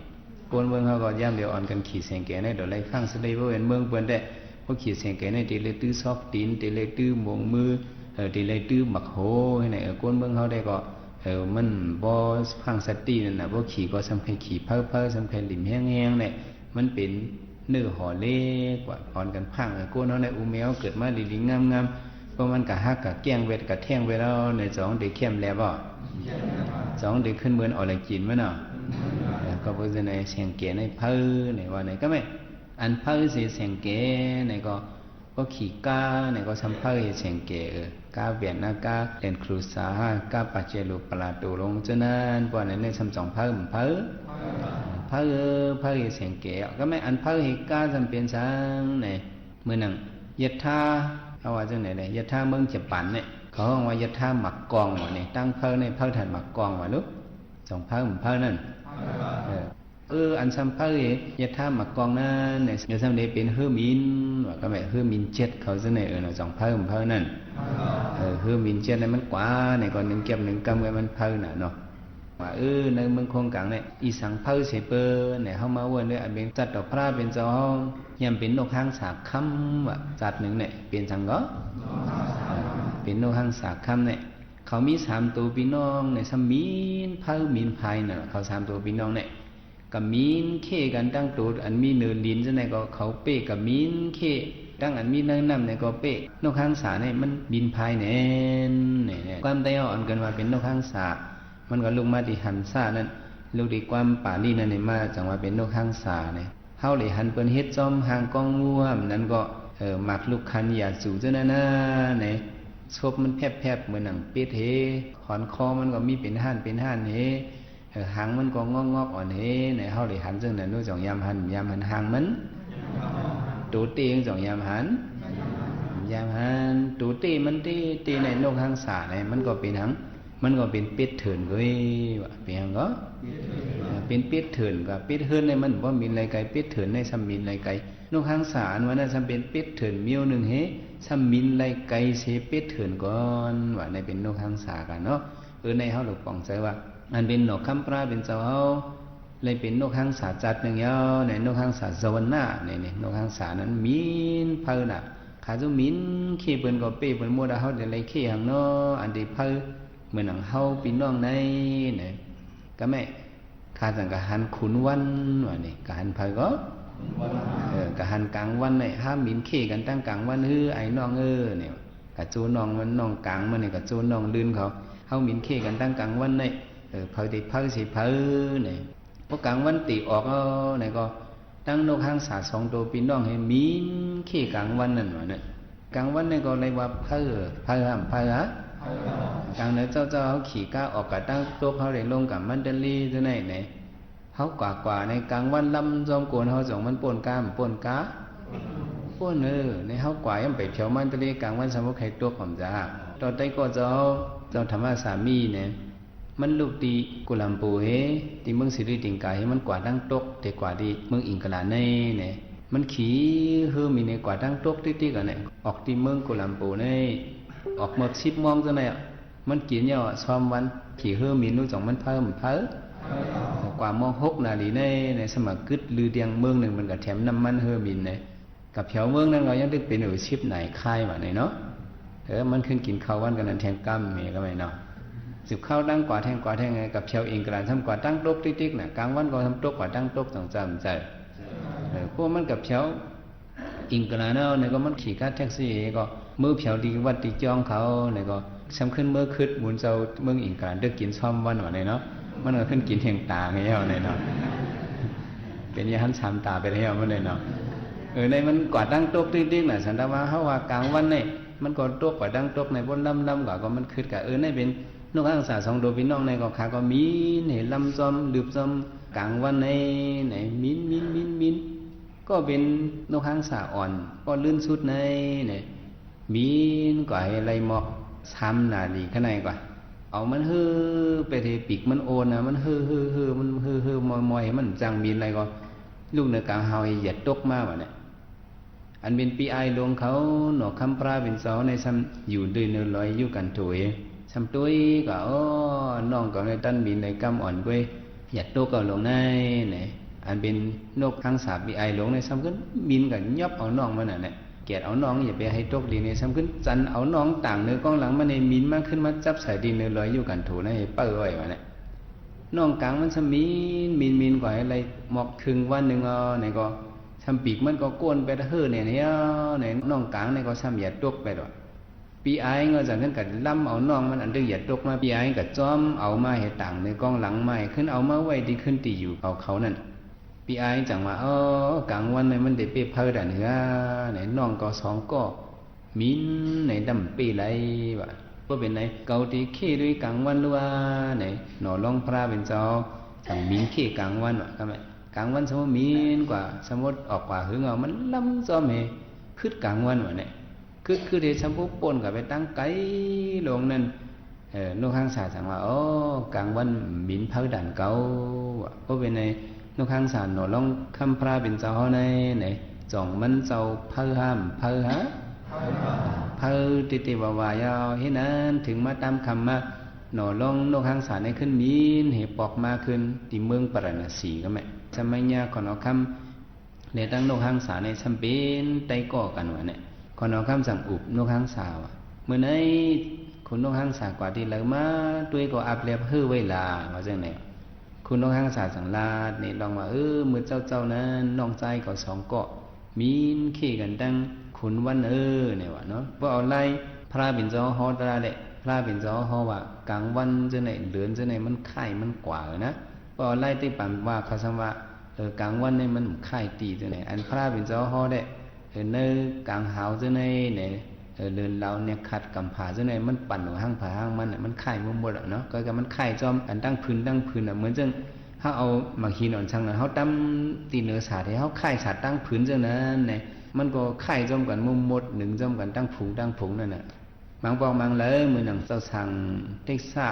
มันจะติดซุ้งซ้อมมันจะติดคัดจากการตราไปเย้าเนี่ยมันจะจำติดซุ้งซ้อมเนี่ยโกมเลยซุ้งซ้อมโกกลางวันเต็งไปแล้วเนี่ยคุณเลินคุณวันเขากึดเป็ดเลินกึดเป็ดวันเขาเนี่ยในธรรมปดาลาดไว้จังไหนเพราะว่าเจ้าสั่งวันนั้นเป็นยาหันตาไว้มันจะมากินซ้อมไม่เย้าตัวล่างสปีดเย้าเนี่ยคุณเดินคุณวันเขาปล่อยเบ็ดเดินปล่อยเบ็ดวันเขาในกลางวันในกึ่งกลางใจเฮิงตัวเพกึ่งกลางเป็นตามคำกว่ากำเดียวเนี่ย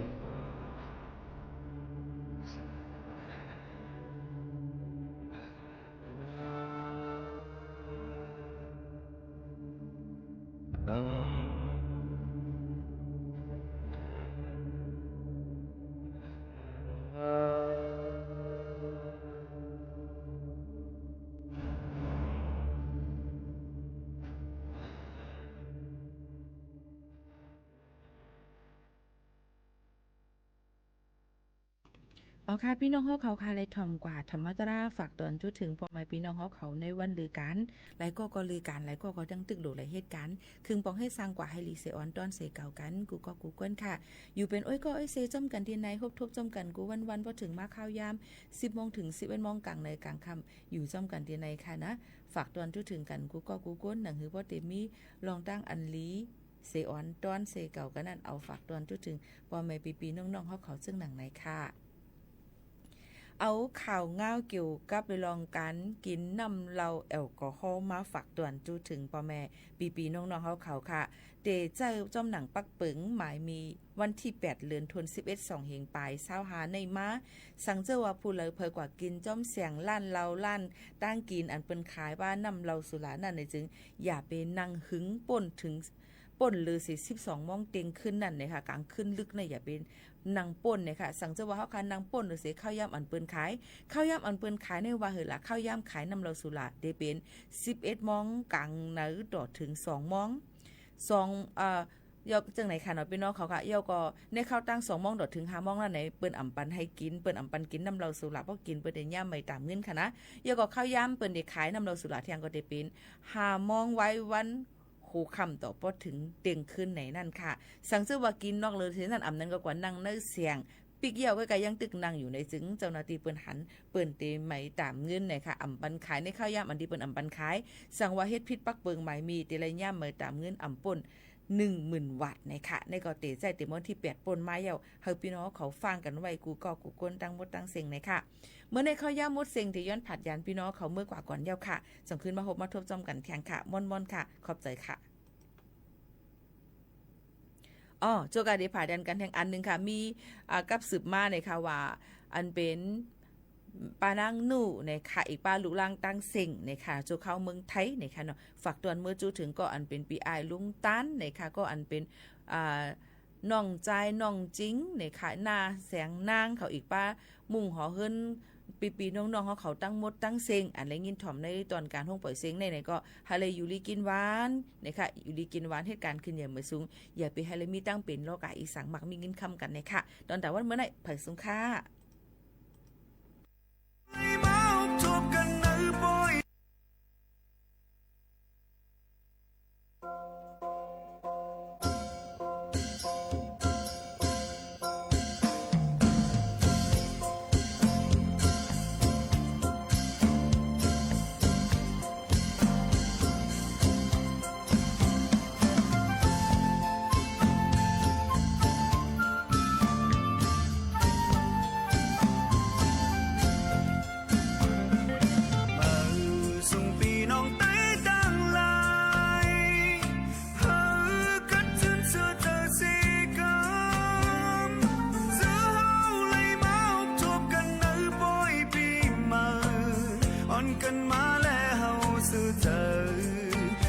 ไปเบ็ดลืมทิ้งทุ่งเฮาเมื่อวันอ่อนลุงหันลุงเมไตดังไหลสานมือหักแบ่งกันสิเลเจอเฮาเลยผิดปนมานั้นยามมือเร็วปีมาวันเฮาเจอขึ้นมือหน้าอ่อนกันมนเมเฮาบ่ขึ้นลีเล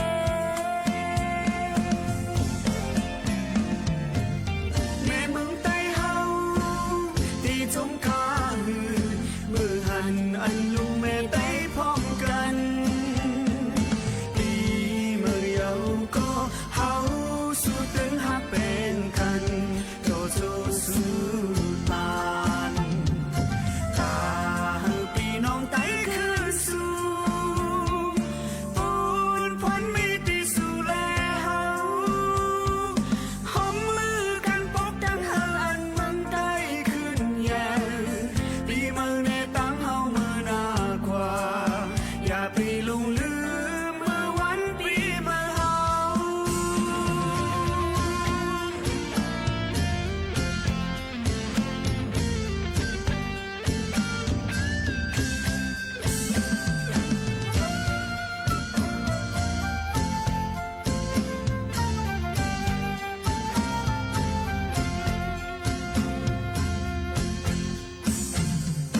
มือส่งปีน้องไตดังไหลเฮากัดจนเสือเจอสีกำเสือเฮาเลยมาอบทบกันในปล่อยปีมาอ่อนกันมาแล้วเฮาซื้อเธออย่าไปเบ็ดลืมทิ้งทุ่งเฮาเมื่อวันอ่อนลุง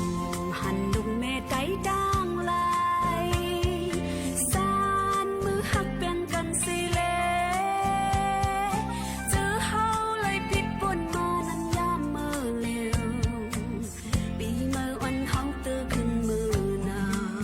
อ่อนกันมุนเมเฮาบ่ขึ้นลีเล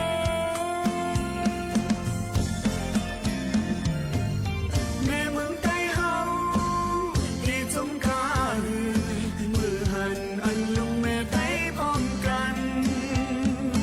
ปีเมื่อเยาก็เฮาสู้เป็นหักเป็นกันต่อสู้สุดทางตาปีน้องไตคือสู้ปูนพวนมีตีสู้แลเฮาหอมมือกันปกดังเฮาอันเมืองไตขึ้นใหญ่ปีมาในตั้งเฮามือหน้ากว่าอย่าไปลงลืมเมื่อวันปีมาเฮา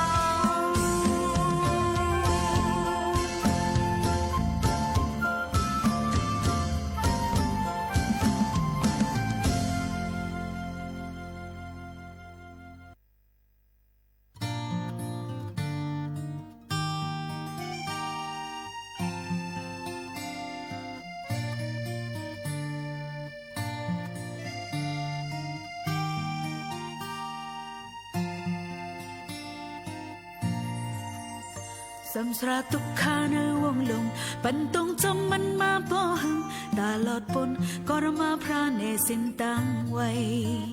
โจหนึ่งข้าวยำกำแพบตาเกิดเป็นก้นมากำเก็บอ่อนปีลงลึงเฮ็ดจมตลาเนสินตังไว้สังขาเจ้าตั้งเจอให้มนต์เสือตอนเตอจนกาดเย็นสัตตว่าตั้งเจอให้มนต์เสือตอนเตอจนกาดเย็นเกิดแม่นหดทุบปลาสัจจาศาสนาคำพระตะกึมในปีลงลืมพึกจอมตลาลีเฮกึมไว้ตาดีปุนมนหลอดออกสามสราตุกขาเข้ายาวลงทอมคอความพลาโหในสิ้นตังไว้เจ้าตาหน้าตั้งเจอหามนเสือตอนเตอจนกาดยินวิยาวิจาตั้งเจอหามนเสือตอนเตอจนกาดยินเป็นเยาลูลูกว่า อำมันกำอนิจจาลงเจอรู้อนัตตาตราอำเปิงมันไหล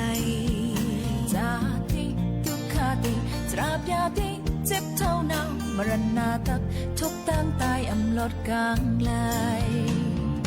เมตตาไว้วางกูคนนางเออกังลดตั้งปีเมตตาเจอเฮาหอมเป่า สถานีวิทยุกระจายเสียงแห่งประเทศไทยและเครือข่ายทั่วประเทศเสนอข่าวต้นชั่วโมงรู้เร็วรู้จริงเกาะติดทุกสถานการณ์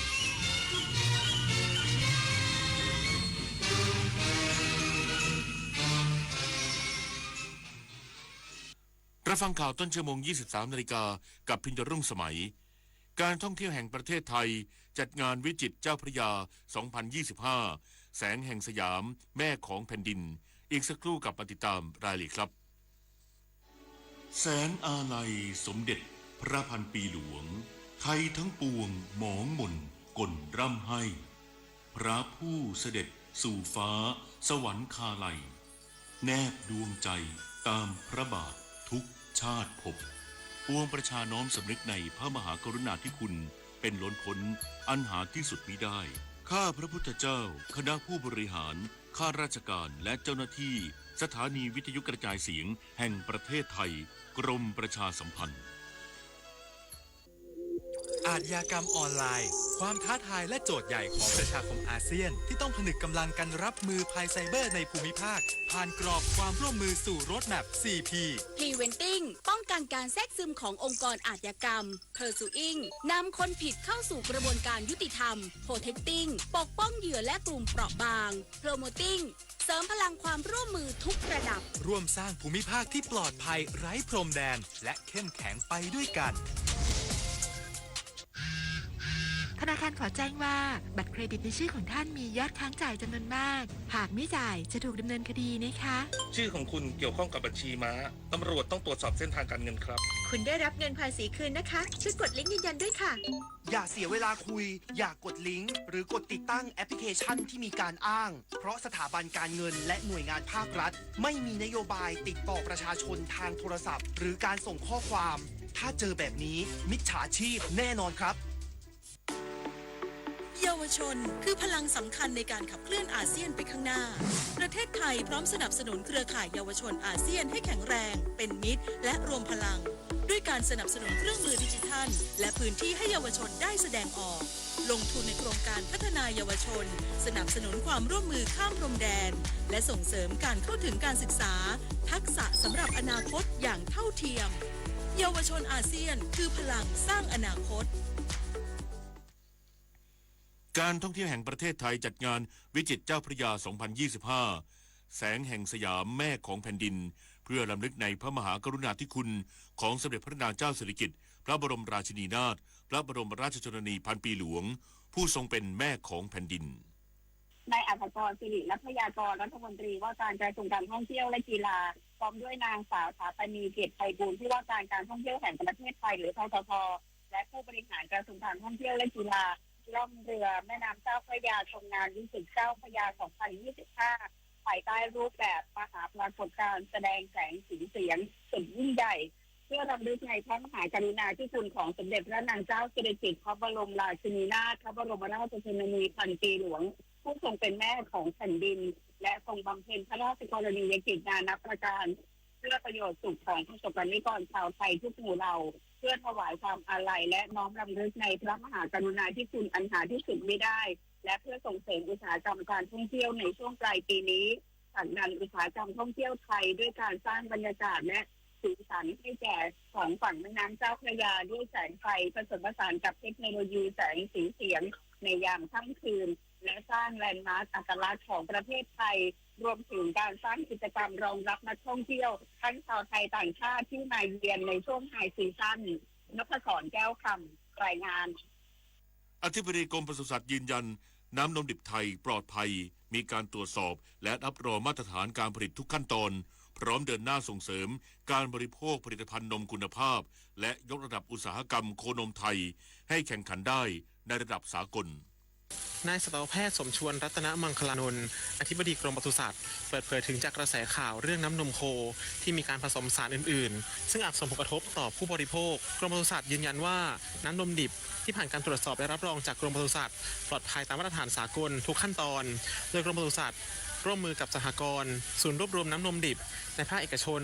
ดูแลคุณภาพน้ำนมตั้งแต่ต้นน้ำถึงปลายน้ำเพื่อให้ผู้บริโภคได้ดื่มน้ำนมสดแท้สะอาดและมีคุณค่าทางโภชนาการนอกจากนี้กรมปศุสัตว์ยังได้ส่งเสริมและตรวจสอบคุณภาพน้ำนมดิบในทุกระดับเริ่มจากการดูแลสุขภาพและเลี้ยงโคนมในฟาร์มโดยเกษตรกรได้รับคำแนะนำและบริการฉีดวัคซีนป้องกันโรคระบาดประจำปีรวมทั้งพัฒนาโคนมพันธุ์ Tropical Holstein ซึ่งเป็นสายพันธุ์ของไทยที่ทนต่อสภาพอากาศร้อนและแมลงแม่โคให้น้ำนมที่มีคุณค่าทางโภชนาการสูงพร้อมส่งเสริมให้เกษตรกรปลูกพืชอาหารสัตว์และผลิตอาหารโคนมคุณภาพดีในประเทศอีกทั้งจะมีการตรวจสอบคุณภาพอย่างละเอียดทั้งการปนเปื้อนของยาสารเคมีเชื้อโรคและค่ามาตรฐานทางกายภาพก่อนส่งต่อไปยังโรงงานแปรรูปซึ่งทุกขั้นตอนอยู่ภายใต้ระบบการรับรองมาตรฐานของกรมปศุสัตว์ชวนันท์มาลีรายงานสหกรณ์การเกษตรเมืองอุบลราชธานีเปิดจุดรับซื้อข้าวเปลือกนาปีการผลิต 2568/2569 ทั้งข้าวสดข้าวแห้งนายชื่นสายแววประธานกรรมการสหกรณ์การเกษตรเมืองอุบลราชธานีจำกัดเปิดเผยว่าสหกรณ์การเกษตรเมืองอุบลราชธานีจำกัดเปิดจุดรับซื้อข้าวเปลือกนาปีการผลิต 2568/2569 ทั้งข้าวสดข้าวแห้งจำนวน2จุดดังนี้จุดที่1ณสำนักงานสหกรณ์การเกษตรเมืองอุบลราชธานีจำกัดสาขาหนองขอนเลขที่190หมู่ที่9ถนนแจ้งสนิทตำบลหนองขอนอำเภอเมืองอุบลราชธานีจังหวัดอุบลราชธานีภายในบริเวณสถานีบริการน้ำมันบางจากจุดที่2ณสำนักงานสหกรณ์การเกษตรเพื่อการตลาดลูกค้าทกส.อุบลราชธานีจำกัดเลขที่33หมู่ที่7ถนนชยางกูลตำบลขี้เหล็กอำเภอเมืองอุบลราชธานีจังหวัดอุบลราชธานีจึงขอเชิญชวนสมาชิกสหกรณ์การเกษตรเมืองอุบลราชธานีจำกัดและสมาชิกสหกรณ์การเกษตรเพื่อการตลาดลูกค้าทกส.อุบลราชธานีจำกัดและประชาชนทั่วไปนำข้าวเปลือกนาปีการผลิต 2568/2569 ทั้งข้าวสดข้าวแห้งมาจำหน่ายและจุดรับซื้อทั้ง2จุดได้ทุกวันเวลา 8 นาฬิกาถึง 18 นาฬิกาตั้งแต่บัดนี้เป็นต้นไปสอบถามรายละเอียดเพิ่มเติมได้ที่โทรศัพท์081-760-8303 และ 088-343-3423 กรกฎภูมิสวทอุบลราชธานีรายงานจบข่าวพิญญรุ่งสมัยอ่านรับฟังข่าวครั้งต่อไปเวลา 6 นาฬิกา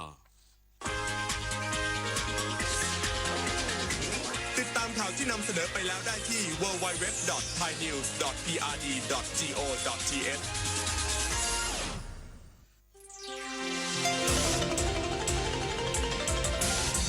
วิทยุแห่งประเทศไทยให้ความรู้กู้ความสุข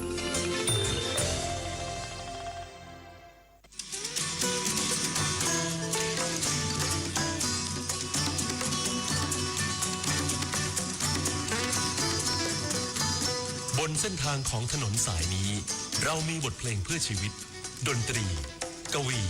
ศิลปะวัฒนธรรมวรรณกรรมมาฝากคุณทุกวันเสาร์และอาทิตย์กับเราที่นี่ถนนดนตรี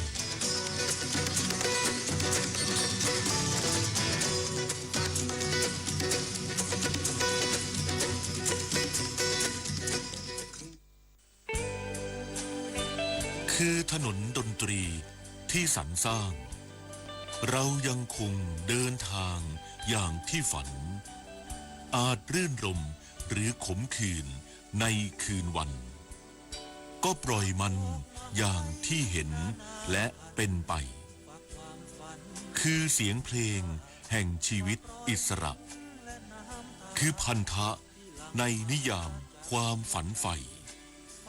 คือดนตรีบรรเลงเพลงจากใจคือสายใหญ่บทเพลงรักนักเดินทางบทกวีโดยนกน้อยชูเกียรติช้าไทยสงฆ์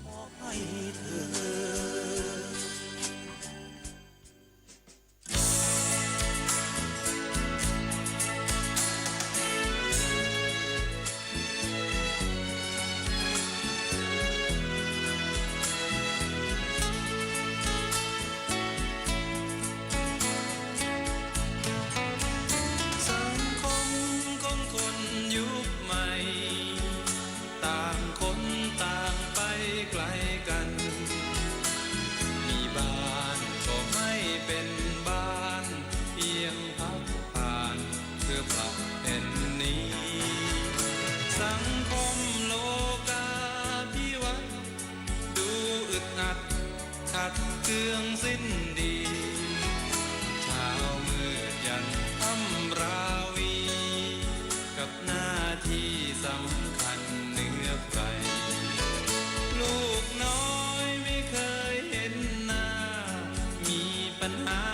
ปรึกษา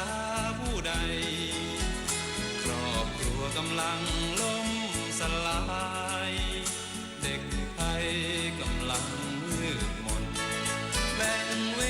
ลาไปให้เขาบ้าง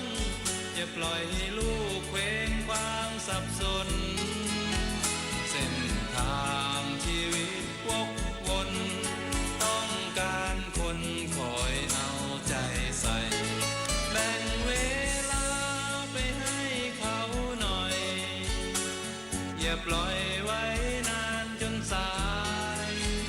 พ่อแม่จงอย่าใจร้ายคุณครูก็อย่าได้ใจดำเส้นทางเขายังยาวไกลจะสดใสหรือพลาดพลัมผู้ใหญ่เป็นตัวอย่างสร้างธรรมตอกย้ำให้เด็กจำฝังใจเด็กน้อยกำลังเหน็บหนาวหยุดมอมเมาขอหน่อยได้ไหมมอบความรักและความห่วงใยให้เขามั่นใจในการสร้างความดี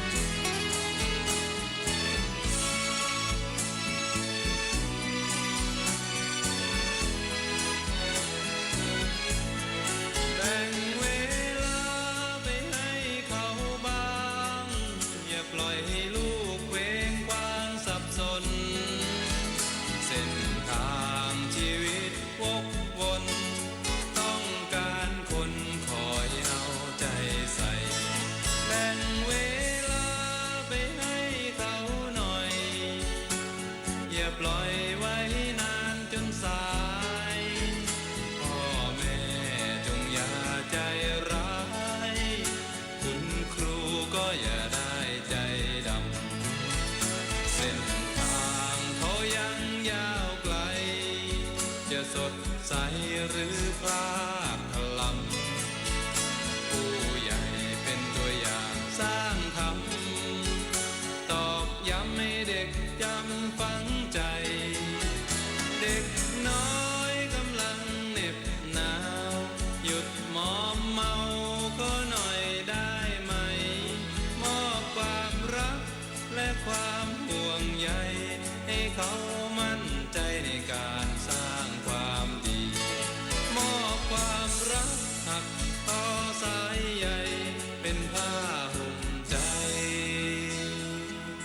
ให้เด็กได้ฝันดี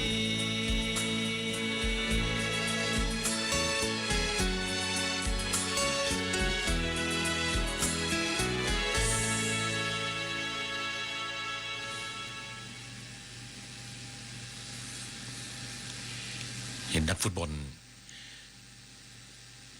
เห็นน้องเตที่ทีมหมอนทองเนี่ยผมหงิกเนี่ยผมหยอกจ่อยเนี่ยนึกถึงลูกสาวครูสันเนี่ยนะครับกีบหรือฮาร์ปเนี่ยจำไม่ได้นะที่อยู่ในหน้าปกพระห่มใจแล้วก็กำลังคิดถึงว่าตอนนั้นอัลบั้มที่พระห่มใจนี่แล้วเราก็ไปทำกิจกรรมกันแล้วครูสันก็ตอนจะมีชีวิตอยู่เนี่ยเราที่อยู่ถึงอุ้มผางแล้วก็ไปผจญภัยกันหนักเลยทำกลางบรรยากาศหนาวเหน็บแล้วก็นึกถึงบ้านจะเรียกรีสอร์ทก็ไม่ได้นะสมัยนั้นมันเป็นแบบเพิงบ้านๆเป็นห้องพักธรรมดามีไม้ไผ่ขัดแตะเนี่ยนะครับก็ตามสภาพนะฮะแล้วก็ตรงที่เราไปกางเต็นท์อยู่เนี่ยที่ผมไปนอนกางเต็นท์กินเหล้าแล้วก็ตอนเช้ามันหนาวมากนะฮะมีลำธารอยู่ตรงนั้นด้วยก็นึกถึงว่าตอนนี้ที่เขารีโนเวททำใหม่เนี่ยนะครับทั้งกิฟต์ทั้งฮาร์ปก็ช่วยกันทำเนี่ยก็แปลกไปเลยสวยงามแปลกอีกแบบหนึ่งนะครับกับเพลงที่คุณขอมาทาง0816346452นะครับ0816346452จากสุราษฎร์ธานีนะฮะพระห่มใจครูสันสมพงษ์บุญจิตนะครับ ชั่วโมงสุดท้ายของถนนดนตรีมีเวลาต้องเร่งเวลากับเพลงที่คุณขอมาของบิวกัลยาณีเพียง2เราขอติดท้ายไว้ก่อนเดี๋ยวให้คุณบุญประกอบไปสอสรรหามาให้แล้วกันนะครับศิลปินอีกท่านหนึ่งที่ว่าตั้งใจอยากเชิญมาเนี่ยนะครับปีหน้าคืออ้นธวัชชัยชูเมืองคงจะมีโอกาสได้มาเยี่ยมเยียนถนนดนตรีบ้างนะครับเพลงที่คุณถามมานะครับลมหนาวปลายนาและอีกฝั่งของพระจันทร์ครับ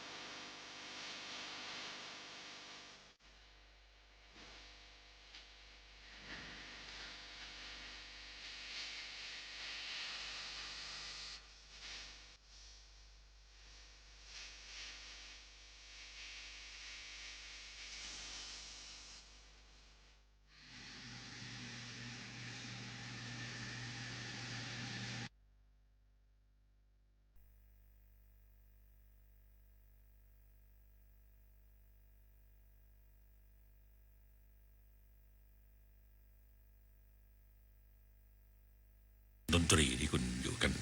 คนละทิศคนละทางไม่ว่าจะอยู่กันคนละภาคกันไหนก็สามารถที่จะเห็นได้กันเห็นด้วยกันได้โดยไม่ใช่ต้องใช้สายตาแต่ใช้อารมณ์นะครับขอบคุณมากนะครับที่ฟังจาก101อายุ73แล้วบอกผมฟังคุณตลอดทุกอาทิตย์เลยนะครับเสาร์อาทิตย์โทรมาสักครู่นี้ที่0816346452นะครับผมขอตอบทางไลน์นิดนึงนะครับวันนี้ไม่ได้ทักทายทางไลน์เลยวันนี้มาเที่ยวผาหลวงอุบลราชธานีนะทุ่งดอกไม้งามน้ำพระราชทานกำลังเบ่งบานและจะยิ่งบานเต็มทุ่งให้ได้ชมกันในเดือนนี้ใช่ครับผมเลยส่งภาพพระบรมฉายาลักษณ์ของสมเด็จพระนางเจ้าสิริกิติ์พระบรมราชินีนาถราชชนนีพันปีหลวงที่ได้เคยเสด็จพระดำเนินที่ทุ่งผาหลวงนี่แหละครับตอนนั้นผมไปเป็นพิธีกรในงานเพียรสารงานศิลป์นะครับก็คุณตูนอิทธิพงศ์มีผู้ฟังนะฮะโหดิวไม่ได้อ่านไลน์ต้องขออภัยด้วยนะครับก็ขอถึงเพื่อนมาคือป้าต่อยเดี๋ยวสักครู่หนึ่งนะครับก็ตอนนี้ได้อ่านแล้วนะฮะตกกุ้งตกปลาจากห้องกันเลยเชียวน้ำท่วมแล้วครับคุณสวรสนะครับยามดึกนั่งฟังเพลงสบายชิวๆมีส่งบทกลอนมาคุณปอชิตานะครับแล้วก็น้ำท่วมปทุมธานีต้องเฝ้าระวังไม่ได้อยู่ใกล้น้ำมีขอเพลงคืนรางคุณเอกโตขึ้นหลังมาครับคือวานเปิดไปแล้วนะครับโครงการศิลปินสัญจรจันทบุรีคุณปอชิตานะครับแล้วก็มีอีกหลายๆท่านคุณเรศส่งภาพหอยทากวันนี้ตัดหญ้าแล้วเจอหอยทากตัวหนึ่งใหญ่มากเลยนะที่บ้านผมมันเขาหมกอยู่ในกอคือในหญ้าที่แบบเป็นหญ้าที่ขึ้นรกๆเนี่ยเขาคงจะมีความสุขอยู่ในกอหญ้าแต่ว่าเวลาที่รับความทุกข์ให้ผมคือเรื่องกินใบไม้ผมเกลี้ยงเลยนะฮะเขาค่อยๆกินเนี่ยนะไม่น่าเชื่อนะครับว่าเขาไปช้าๆแบบหอยทากแต่เขากินนะฮะกินแบบนิ่งๆเลยนะกินไปนิ่งๆนะครับขอบคุณบทเพลงลมหนาวปลายนานะครับเพลงโปรดเลยครับอ้ายครับมอบเพลงให้ครึ่งชั่วโมงตรงนี้นะฮะเวลานะจะไม่ทันเลยนะครับเพลงถึงเพื่อนและดาวเหนือนะครับ